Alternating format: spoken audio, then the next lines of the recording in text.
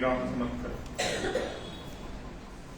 सदा सर्वदा योगदूता घडावा, तुझे कारणी देह माझा पडावा।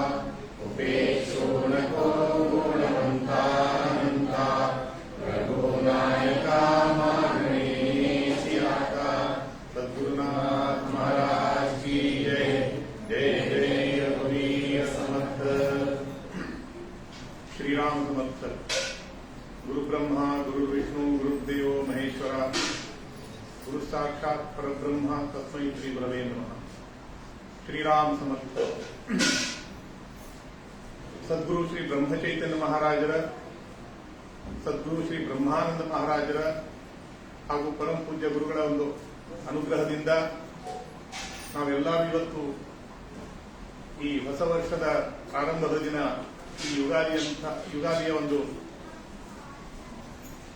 ದಿವ್ಯ ಒಂದು ಸಮಯದಲ್ಲಿ ನಾವೆಲ್ಲ ಇಲ್ಲಿ ನಮ್ಮ ಸದ್ಗುರುಗಳ ಸಾನ್ನಿಧ್ಯದಲ್ಲಿ ನಾವು ಸೇರಿದ್ದೇವೆ. ಇದಕ್ಕೆ ನಾವು ಹೊರಗಿನಿಂದ ನೋಡಿದ್ರೆ ಏನ್ ಸಹಜವಾಗಿ ಇದ್ದೇವೆ ಅಂತ ನಮಗೆ ಅನಿಸಬಹುದು. ಅದು ವಾಸ್ತವಿಕತೆಯಲ್ಲಿ ನಾವು ವಿಚಾರ ಮಾಡಿ ನೋಡಿದ್ರೆ ನಮಗೆ ತಿಳಿಲಿಕ್ಕಿಲ್ಲ, ಅದು ಸತ್ಪುರುಷರಿಗೆ ಅದು ತಿಳಿತದೆ. ನಾವು ಯಾಕೆ ಇಲ್ಲಿ ಸೇರೀವಿ ಅಂತಂದ್ರೆ ಕೇವಲ ನಮ್ಮ ಸದ್ಗುರುಗಳ ಒಂದು ಕೃಪೆಯಿಂದ, ಅವರ ಸಂಕಲ್ಪದಿಂದ ನಾವೆಲ್ಲ ಇಲ್ಲಿ ಸೇರಿವಿ. ಇದು ಎಲ್ರಿಗೂ ಆ ಭಾಗ್ಯ ಇರ್ತದಂತ ಹೇಳಲಿಕ್ಕಾಗಂಗಿಲ್ಲ. ಕಳೆದ ಒಂದು 38 ವರ್ಷಗಳ ಒಂದು ಶ್ರೀ ಮಹಾರಾಜರ ಒಂದು ದಿವ್ಯ ಸಾನ್ನಿಧ್ಯದಲ್ಲಿ ಏನು ಉಪಾಸನೆ ನಡೀತಾ ಇದೆಯೋ, ನಾಮಸ್ಮರಣೆ ನಡೀತಾ ಇದೆಯೋ, ಅದರಲ್ಲಿಯೂ ಕೂಡ ನಾವು ಒಂದು ಭಾಗವಾಗಿ ನಾವೇನಿದ್ದೀವೋ ಅದು ನಮ್ಮ ಭಾಗ್ಯ. ನಮ್ದು ಎಷ್ಟೋ ಜನ್ಮಗಳ ಪುಣ್ಯ, ನಮ್ಮ ತಂದೆ ತಾಯಿ ಮಾಡಿದಂತ ಪುಣ್ಯ, ನಮ್ಮ ಹಿರಿಯರು ಮಾಡಿದಂತ ಪುಣ್ಯ, ವಿಶೇಷವಾಗಿ ಸದ್ಗುರುಗಳ ಒಂದು ಕೃಪೆ. ಈ ಜೀವನವನ್ನು ಹೆಂಗ ಕಳೆದೇವಿ ಅಂತಂದ್ರೆ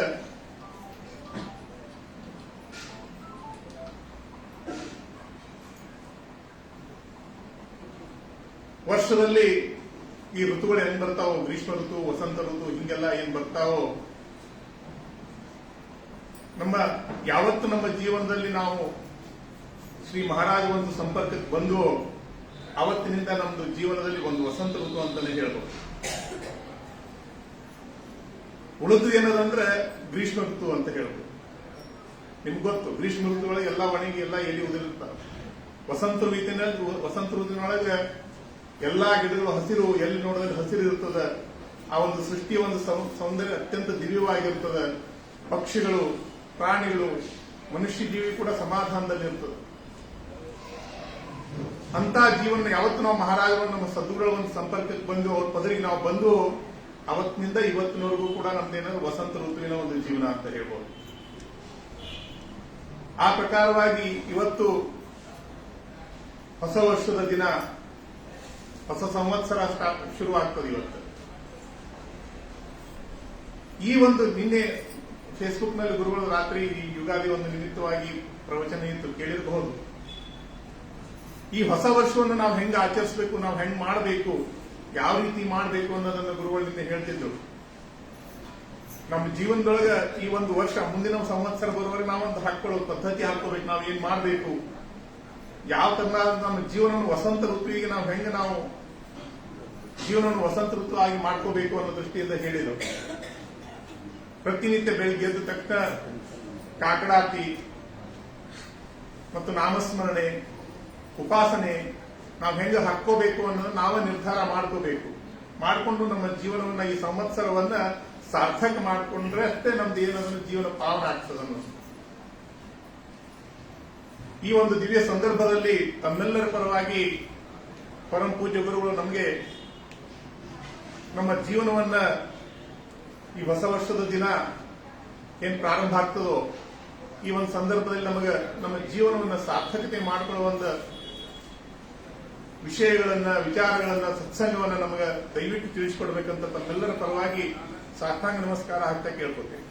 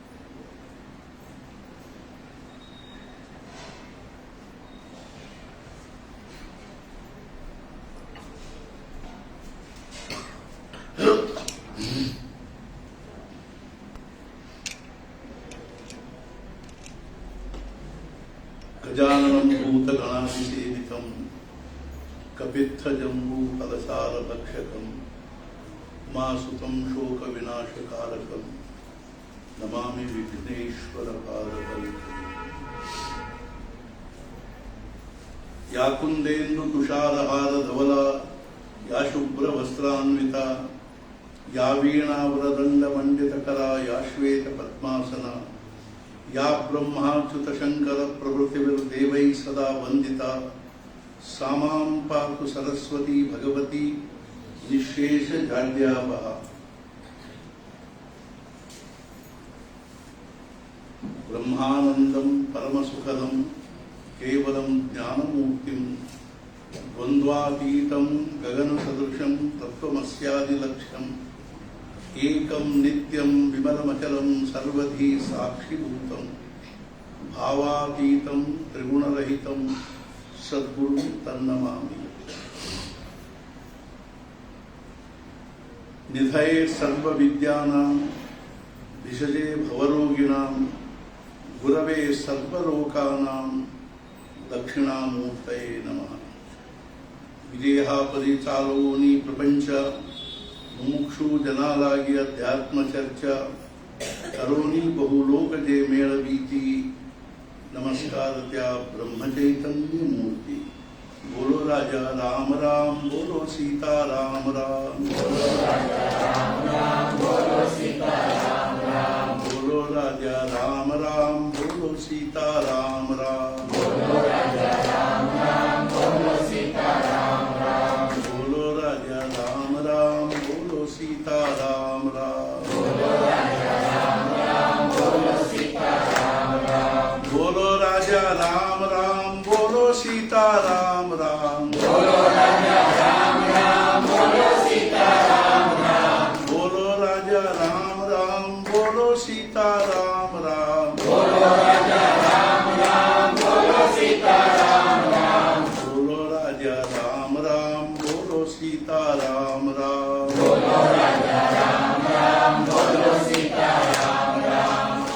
ಈ ವರ್ಷದ ಭವಿಷ್ಯ ಏನದ ಅಂದ್ರೆ ಇದು ಶುಭಕೃತ್ನಾಮ ಸಂವತ್ಸರದ ಭವಿಷ್ಯ ಮೊನ್ನೆ ಯಾರು ಹೇಳ್ಕತ್ತಿದ್ರು. ಏನು ಅಂದರೆ ಈ ಜನ್ಮದಲ್ಲಿ ಯಾರು ಬಹಳಷ್ಟು ಚಪ್ಪಾಳೆ ತಟ್ಟಿ ಭಜನೆ ಮಾಡಂಗಿಲ್ಲೋ ಅವ್ರನ್ನ ಭಗವಂತ ಮುಂದಿನ ಜನ್ಮದಲ್ಲಿ ಬಿಜಾಪುರ ಜಿಲ್ಲಾದಲ್ಲಿ ಒಂದು ಸಣ್ಣ ಹಳ್ಳಿ ಒಳಗೆ ಹೆಣ್ಮಕ್ಳು ಮಾಡಿ ಹುಟ್ಟಿಸ್ತಾರೆ.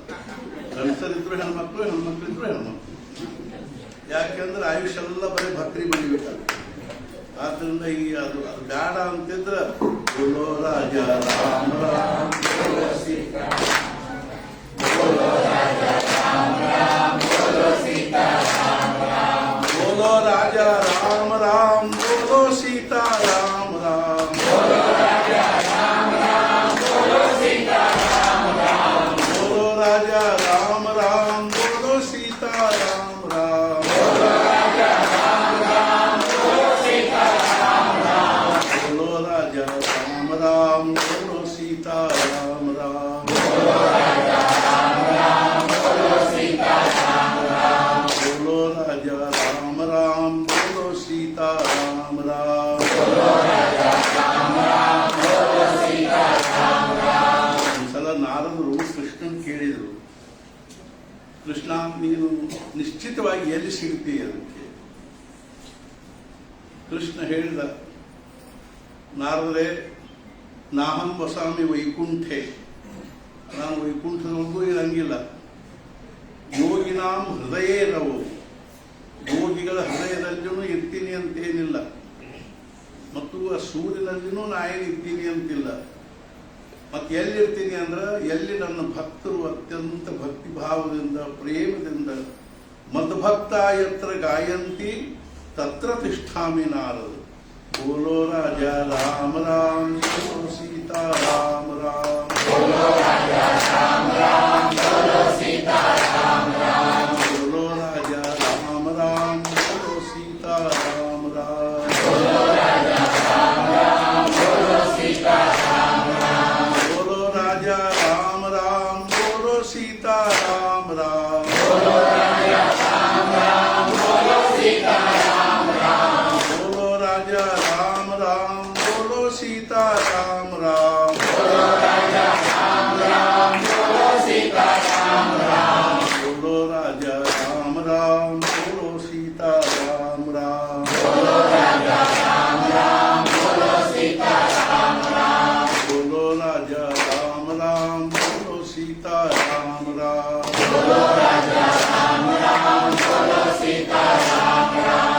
बोलो राजा राम राम बोलो सीता राम राम बोलो राजा राम राम बोलो सीता राम राम बोलो राजा राम राम बोलो सीता राम राम बोलो राजा राम राम बोलो सीता राम राम बोलो राजा राम राम बोलो सीता राम राम बोलो राजा राम राम बोलो सीता राम राम बोलो राजा राम राम बोलो सीता राम राम बोलो राजा राम राम बोलो सीता राम राम जानकी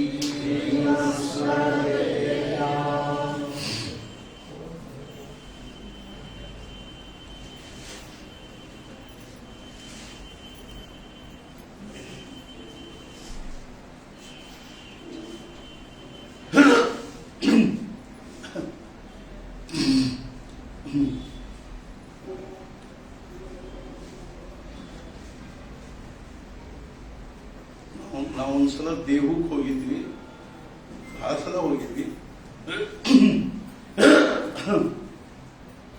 ಅಲ್ಲಿ ಹೋದಾಗ ಅಲ್ಲಿ ಭಂಡಾರ ಡೋಂಗರ್ ಅಂತ ಗುಡ್ಡ, ಡೋಂಗರ್ ಅಂದ್ರೆ ಏನು ಅಂದ್ರೆ ಗುಡ್ಡ, ಸಣ್ಣದೊಂದು ಬೆಟ್ಟ. ಅದ್ರದ್ದು ವೈಶಿಷ್ಟ್ಯ ಏನು ಅಂದ್ರೆ ಅಲ್ಲಿ ತುಕಾರಾಮ್ ಮಹಾರಾಜರು ಬೆಳಿಗ್ಗೆ ಎದ್ದು ಕೂಡಲೇ, ಅರ್ಥಾತ್ ಏನು ಅಂದ್ರೆ ತಮ್ಮೆಲ್ಲ ಪ್ರಾತಃ ವಿಧಿಗಳನ್ನು ಮುಗಿಸಿಕೊಂಡು ಶೌಚ ಮುಖಮಾರ್ಜನಾದಿಗಳನ್ನು ಮುಗಿಸಿಕೊಂಡು ಗುಡ್ಡದ ಮೇಲೆ ಹೋಗ್ತಿದ್ರು.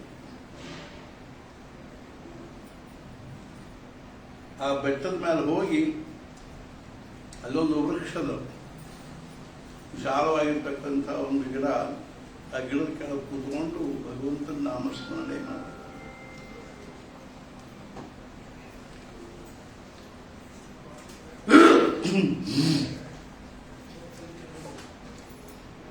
ನಮ್ಮ ಜಗತ್ತಿನಲ್ಲಿ ನಮ್ಮ ಭಾರತದ ಏನಾದ್ರೂ ಒಂದು ವೈಶಿಷ್ಟ್ಯ ಇದ್ರೆ, ಈ ಉಪಗ್ರಹ ಬಿಟ್ಟರು, ಅಟಮ್ ಬಾಂಬ್ ತಯಾರು ಮಾಡಿದ್ರು, ಅಥವಾ ಮತ್ತೇನೇನೋ ಮಾಡಿದ್ರು, ಈ ಯಾವ ದೃಷ್ಟಿಯಿಂದಲೂ ಭಾರತದ ವೈಶಿಷ್ಟ್ಯ ಇಲ್ಲ.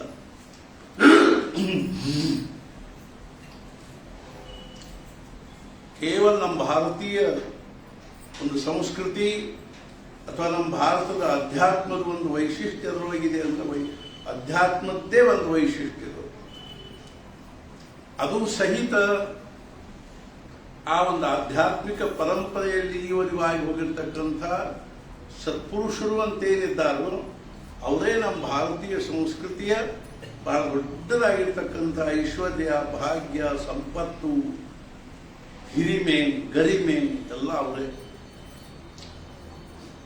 ಯಾವ ರೀತಿಯಾಗಿ ಒಂದು ವೃಕ್ಷವನ್ನ ನಾವು ಅಭ್ಯಾಸ ಮಾಡಬೇಕಾದ್ರೆ ಆ ವೃಕ್ಷದ ಜಾತಿ ಯಾವುದು ಅಥವಾ ಅದರ ವೈಶಿಷ್ಟ್ಯ ಏನು, ಅದರದ್ದು ಏನಂತ ಒಂದು ಮಹಾನತೆ ಅದ ಅನ್ನೋದನ್ನು ನಾವು ಅಭ್ಯಾಸ ಮಾಡಬೇಕಾದ್ರೆ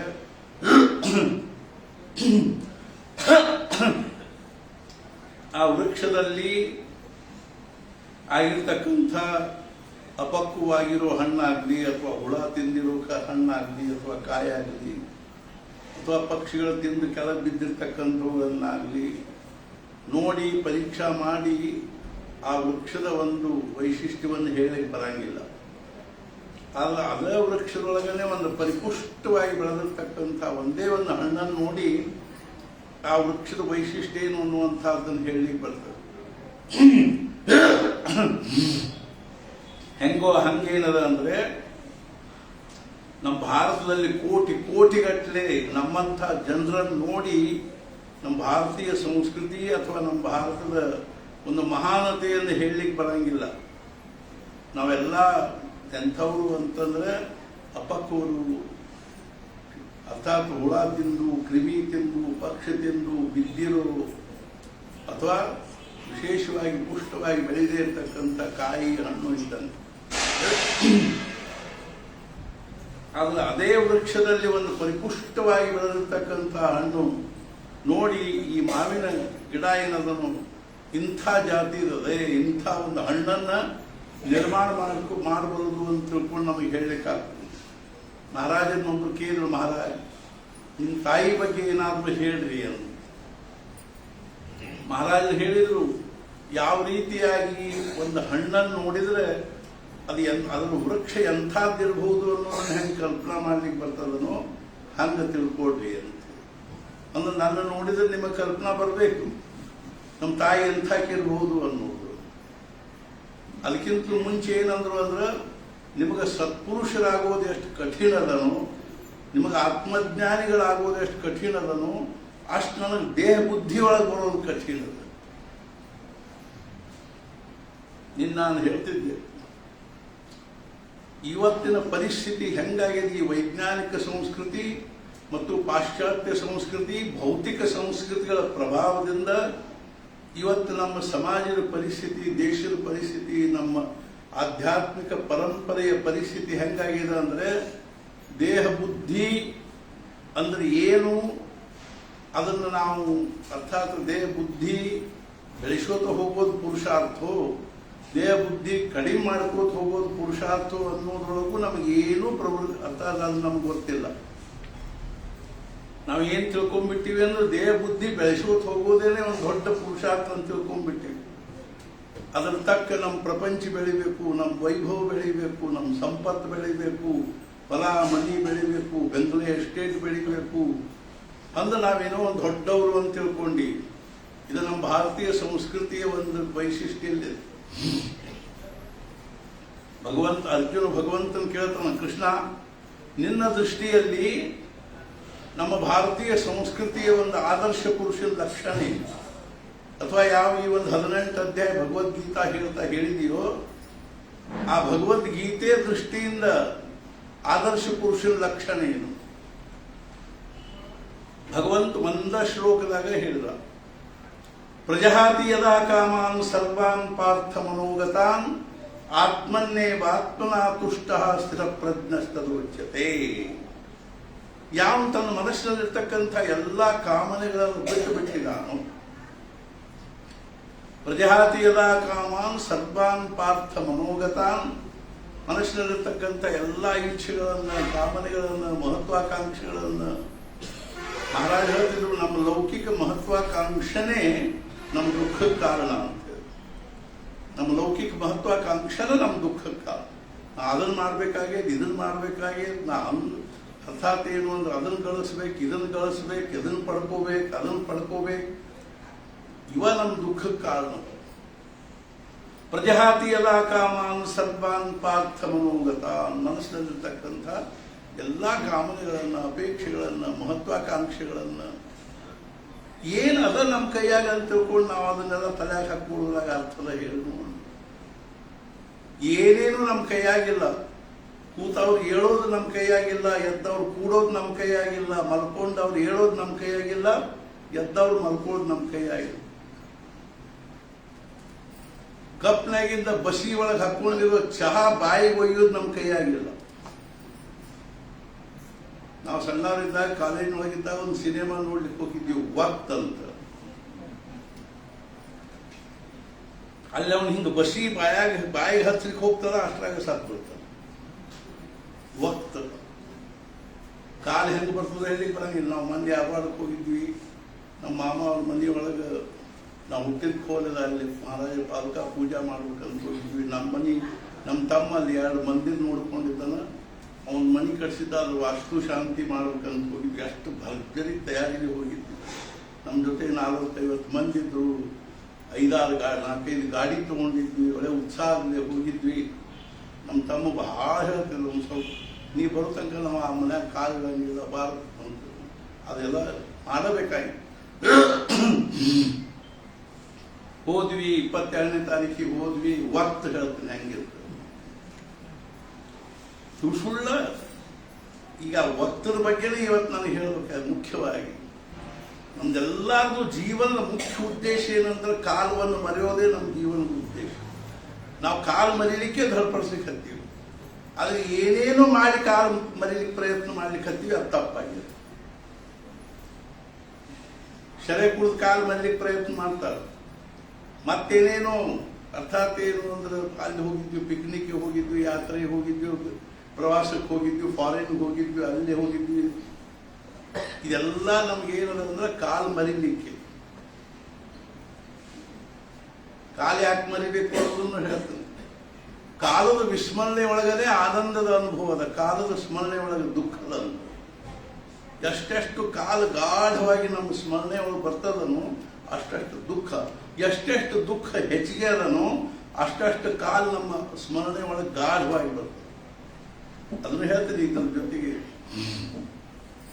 ಅರ್ಥಾತ್ ಅವತ್ತು ಹೋಗಿದ್ವಿ 22ನೇ ತಾರೀಕಿಗೆ, ಅವತ್ತೆಲ್ಲ ಆಯ್ತು. 23ನೇ ತಾರೀಕಿಗೆ ಎಲ್ಲ ವ್ಯವಸ್ಥೆ ಮಾಡಿದ್ವಿ, ಎಲ್ಲ ತಯಾರಿ ಆಯ್ತು. 24ನೇ ತಾರೀಕು ನಮ್ಮ ಮಾಮ ಅವ್ರ ಮನ್ಯಾಗ ಮಹಾರಾಜರ ಪಾದಕ ಪೂಜಾ ಆಯ್ತು. ನಾವು ಹುಟ್ಟಿದ ಕೊಲೆಯಾಗ ಎಲ್ಲರಿಗೂ ಭಾರಿ ಆನಂದ ಆಯ್ತು, ಸಂತೋಷ ಆಯ್ತು. ಆಮೇಲೆ ಸಂಜೆನ್ಯಾಗ 7 ಗಂಟೆಗೆ ನಾನು ನಮ್ಮ ತಮ್ಮನ ಮನ್ಯಾಗ ಕೂತಿದ್ದೆ, ಏನೋ ಟ್ರಾನ್ಸ್ಲೇಷನ್ ಮಾಡ್ಕೊಂಡು ಕೂತಿದ್ವಿ, ಮಾತಾಡ್ಕೊಂಡು. ನಮ್ಮ ಮಾಮ ಅವ್ರ ಮನ್ಯಾಗೂ ಎಲ್ಲರೂ ಸಂತೋಷದ್ದೇ, ಚಲೋ ಆಯ್ತು, ಇವತ್ತೆಲ್ಲ ಕಾರ್ಯಕ್ರಮ ಚಲೋ ಆಯ್ತು, ಹಂಗೆ ಹಿಂಗೆ ಅಲ್ಲಿ ಕತ್ತು. ಅಷ್ಟಕ್ಕೆ ಬರೋಬ್ಬರಿ 7 ಹೊಡೆದ 13 ನಿಮಿಷ 10 ನಿಮಿಷ ಆಗಿತ್ತು. ನಮ್ಮ ಮಾಮನ ಸೊಸಿ ಎಲ್ಲರೂ ಕೂತ್ಕೊಂಡಿದ್ರು. ಪಾಪ ಬಂದು ದಪ್ಪ ಬಂದು ಬಿದ್ದರು. ಯಾರೋ ಪಟ್ನ ಓಡ್ಕೊಂಡು ಬಂದು ನಮಗೆ ಹೇಳಿದ್ರು, ಹಿಂಗ್ರಿ ಒಂದು 2 ನಿಮಿಷದ ದಾರಿದ ಹಿಂಗ್ರಿ ಅವರು ಬಿದ್ದರು, ಭಾಗ್ಯಶ್ರೀ ಬಿದ್ದರು. ನಾನೇ ಡಾಕ್ಟರ್ನ ಕರೀರಿ, ಏನು ತ್ರಾಸ ಆಗ್ತದೆ ನೋಡಿ, ಹೆಂಗೆ ಅಂತ ಹೇಳಿದ್ರೆ ಮತ್ತೊಬ್ಬ ಓಡ್ಕೊಂಡು ಬಂದು ಹೇಳ್ದ. ಅವರು ಇವತ್ತು ಅವ್ರು 15 ದಿವಸ ಧರ್ಮೋದಕ್ಕೆ ಬಿಟ್ಟು ಬಂದೆ.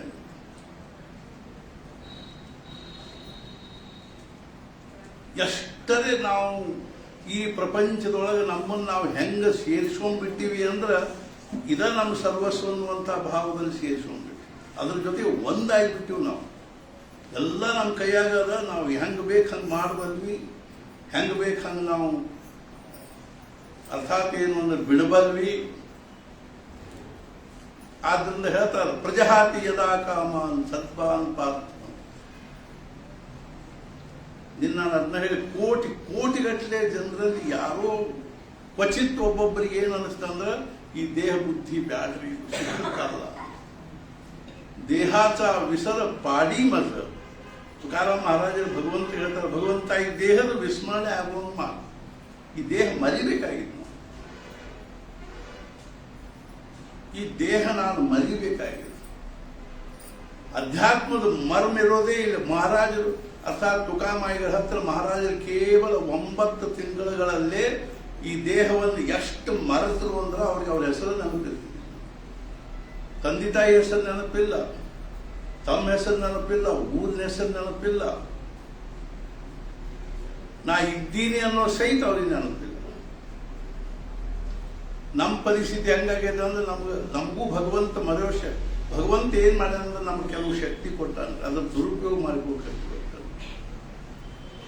ಮೊದಲೇದೇನು ಅಂದ್ರೆ ನೆನಪು ಮಾಡಿಕೊಳ್ಳೋ ಶಕ್ತಿ ಕೊಟ್ಟಾನ, ಅದರ ದುರುಪಯೋಗ ಮಾಡ್ಕೊಳ್ಳೋ ಕತ್ತಿ. ಎರಡನೇದೇನು ಅಂದ್ರೆ ಮರೆಯುವ ಶಕ್ತಿ ಕೊಟ್ಟಾನ, ಅದರ ದುರುಪಯೋಗ ಮಾಡ್ಕೊಳ್ಳೋ ಕತ್ತಿ.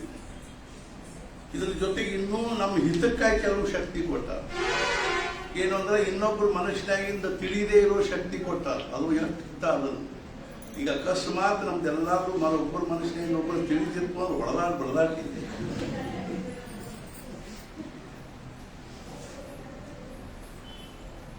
ಮಕ್ಕಳದವ್ರು ಕೂತಾರು ತಿಳಿಯಂಗಿಲ್ಲ ಪುಣ್ಯಾರಿ. ಗಂಡನ ಮನಸ್ಸಿನ ಹೆಂಡತಿ ಗೊತ್ತಾಗಿಲ್ಲ, ಹೆಂಡತಿ ಮನಸ್ಸಿನ ಗಂಡ ಗೊತ್ತಾಗಿಲ್ಲ ಅಂತ ತಿಳ್ಕೊಂಡು ಪ್ರಪಂಚ ಸುಖವಾಗಿ ನಡೆದು ಲೆಕ್ಕಿಲ್ಲ. ಅದು ಒಂಥರ ಅವ್ರು ಮಹಾರಾಜರೇನಂದ್ರು, ಮಹಾರಾಜ ನನಗೆ ಇನ್ನೊಬ್ರು ಮನಸ್ಸಿನಾಗ ತಿಳಿಯೋ ಶಕ್ತಿ ಕೊಡ್ರಿ ಅಂದ್ರು. ಮಹಾರಾಜರೇನಂದ್ರು, ಭಗವಂತ ಕೊಡ್ತಿದ್ದ ನಮ್ಗೆ, ಹಂಗೇನು ಅವನಿಗೇನು ಅಶಕ್ಕಿಲ್ಲ. ಇನ್ನೊಬ್ರು ಇಷ್ಟೆಲ್ಲ ಕೊಟ್ಟಿರೋ ಭಗವಂತ ಇನ್ನೊಬ್ರು ಮನಸ್ಸಿನಾಗ ತಿಳ್ಕೊಳ್ಳೋ ಶಕ್ತಿ ಕೊಡ್ಲಿಕ್ಕೆ ಶಕ್ತಿ ಇದ್ದಿದ್ದಿಲ್ಲ ಅಂದ್ರಿ. ಅವ್ನು ಕೊಟ್ಟಿಲ್ಲ ಅಂದ್ಬಳಕ ಅದ್ರೊಳಗೆ ನಮ್ಗೆ ಹಿತ ಅದ. ನೀ ಸುಮ್ಮನೆ ಅದನ್ನ ಅಪೇಕ್ಷೆ ಮಾಡಬೇಡ. ಇಲ್ಲ ನನಗೆ ಬೇಕು, ನನಗೆ ಇನ್ನೊಬ್ರು ಮನಸ್ಸಿನಾಗ ತಿಳ್ಕೊಬೇಕನ್ನಿಸ್ತು. ಮಹಾರಾಜರೇನಂದ್ರು, ಎಷ್ಟು ಹೇಳಿದ್ರು ಕೇಳಿಲ್ಲ. ಕೊನೆಗೆ ಮಹಾರಾಜರೇನಂದ್ರು, ಆಯ್ತು ಕೊಡ್ತೀನಿ, ಒಂದು ಷರ್ತು ಅಂತ. ನೀ ಯಾರ ಮನುಷ್ಯನಾಗಿಂದ ಬಾಯಿ ಬಿಟ್ಟಿ ಅಂದ್ರೆ ನಿನ್ನ ಆಯುಷ್ಯೊಳಗಿಂದ 2 ವರ್ಷ ಕಡಿಮೆ ಆಗ್ತದೆ. ಒಪ್ಪಿಗೆದ ನಾ ಯಾರ ಮನುಷ್ಯನ ಬಾಯಿ ಬಿಡುವುದೇ ಇಲ್ಲ, ಬರೀ ನೋಡ್ಕೋತ ಅಡ್ಡಾಡ್ತಾನೆ ಅಷ್ಟೆ. ಎದಕ್ಕೆ ಬೇಕ್ರಿ? ಆದ್ರಿಂದ ಹೇಳ್ತಾರೆ ಏನು ಅಂದ್ರೆ, ನಾವು ಯಾರ್ದು ದೋಷ ನೋಡ್ಲಿಕ್ಕೆ ಹೋಗ್ಬಾರ್ದು, ಯಾರ್ದು ದೋಷ ಕೇಳಲಿಕ್ಕೆ ಹೋಗ್ಬಾರ್ದು, ಯಾರ್ದು ದೋಷ ಬಾಯಿಂದ ಉಚ್ಚಾರ ಮಾಡ್ಲಿಕ್ಕೆ ಹೋಗ್ಬಾರ್ದು ಅಂತ. ಇನ್ನು ಒಳಗಿಂದ ತಿಳಿಲಿಕ್ಕೆ ಹತ್ತಂದ್ರ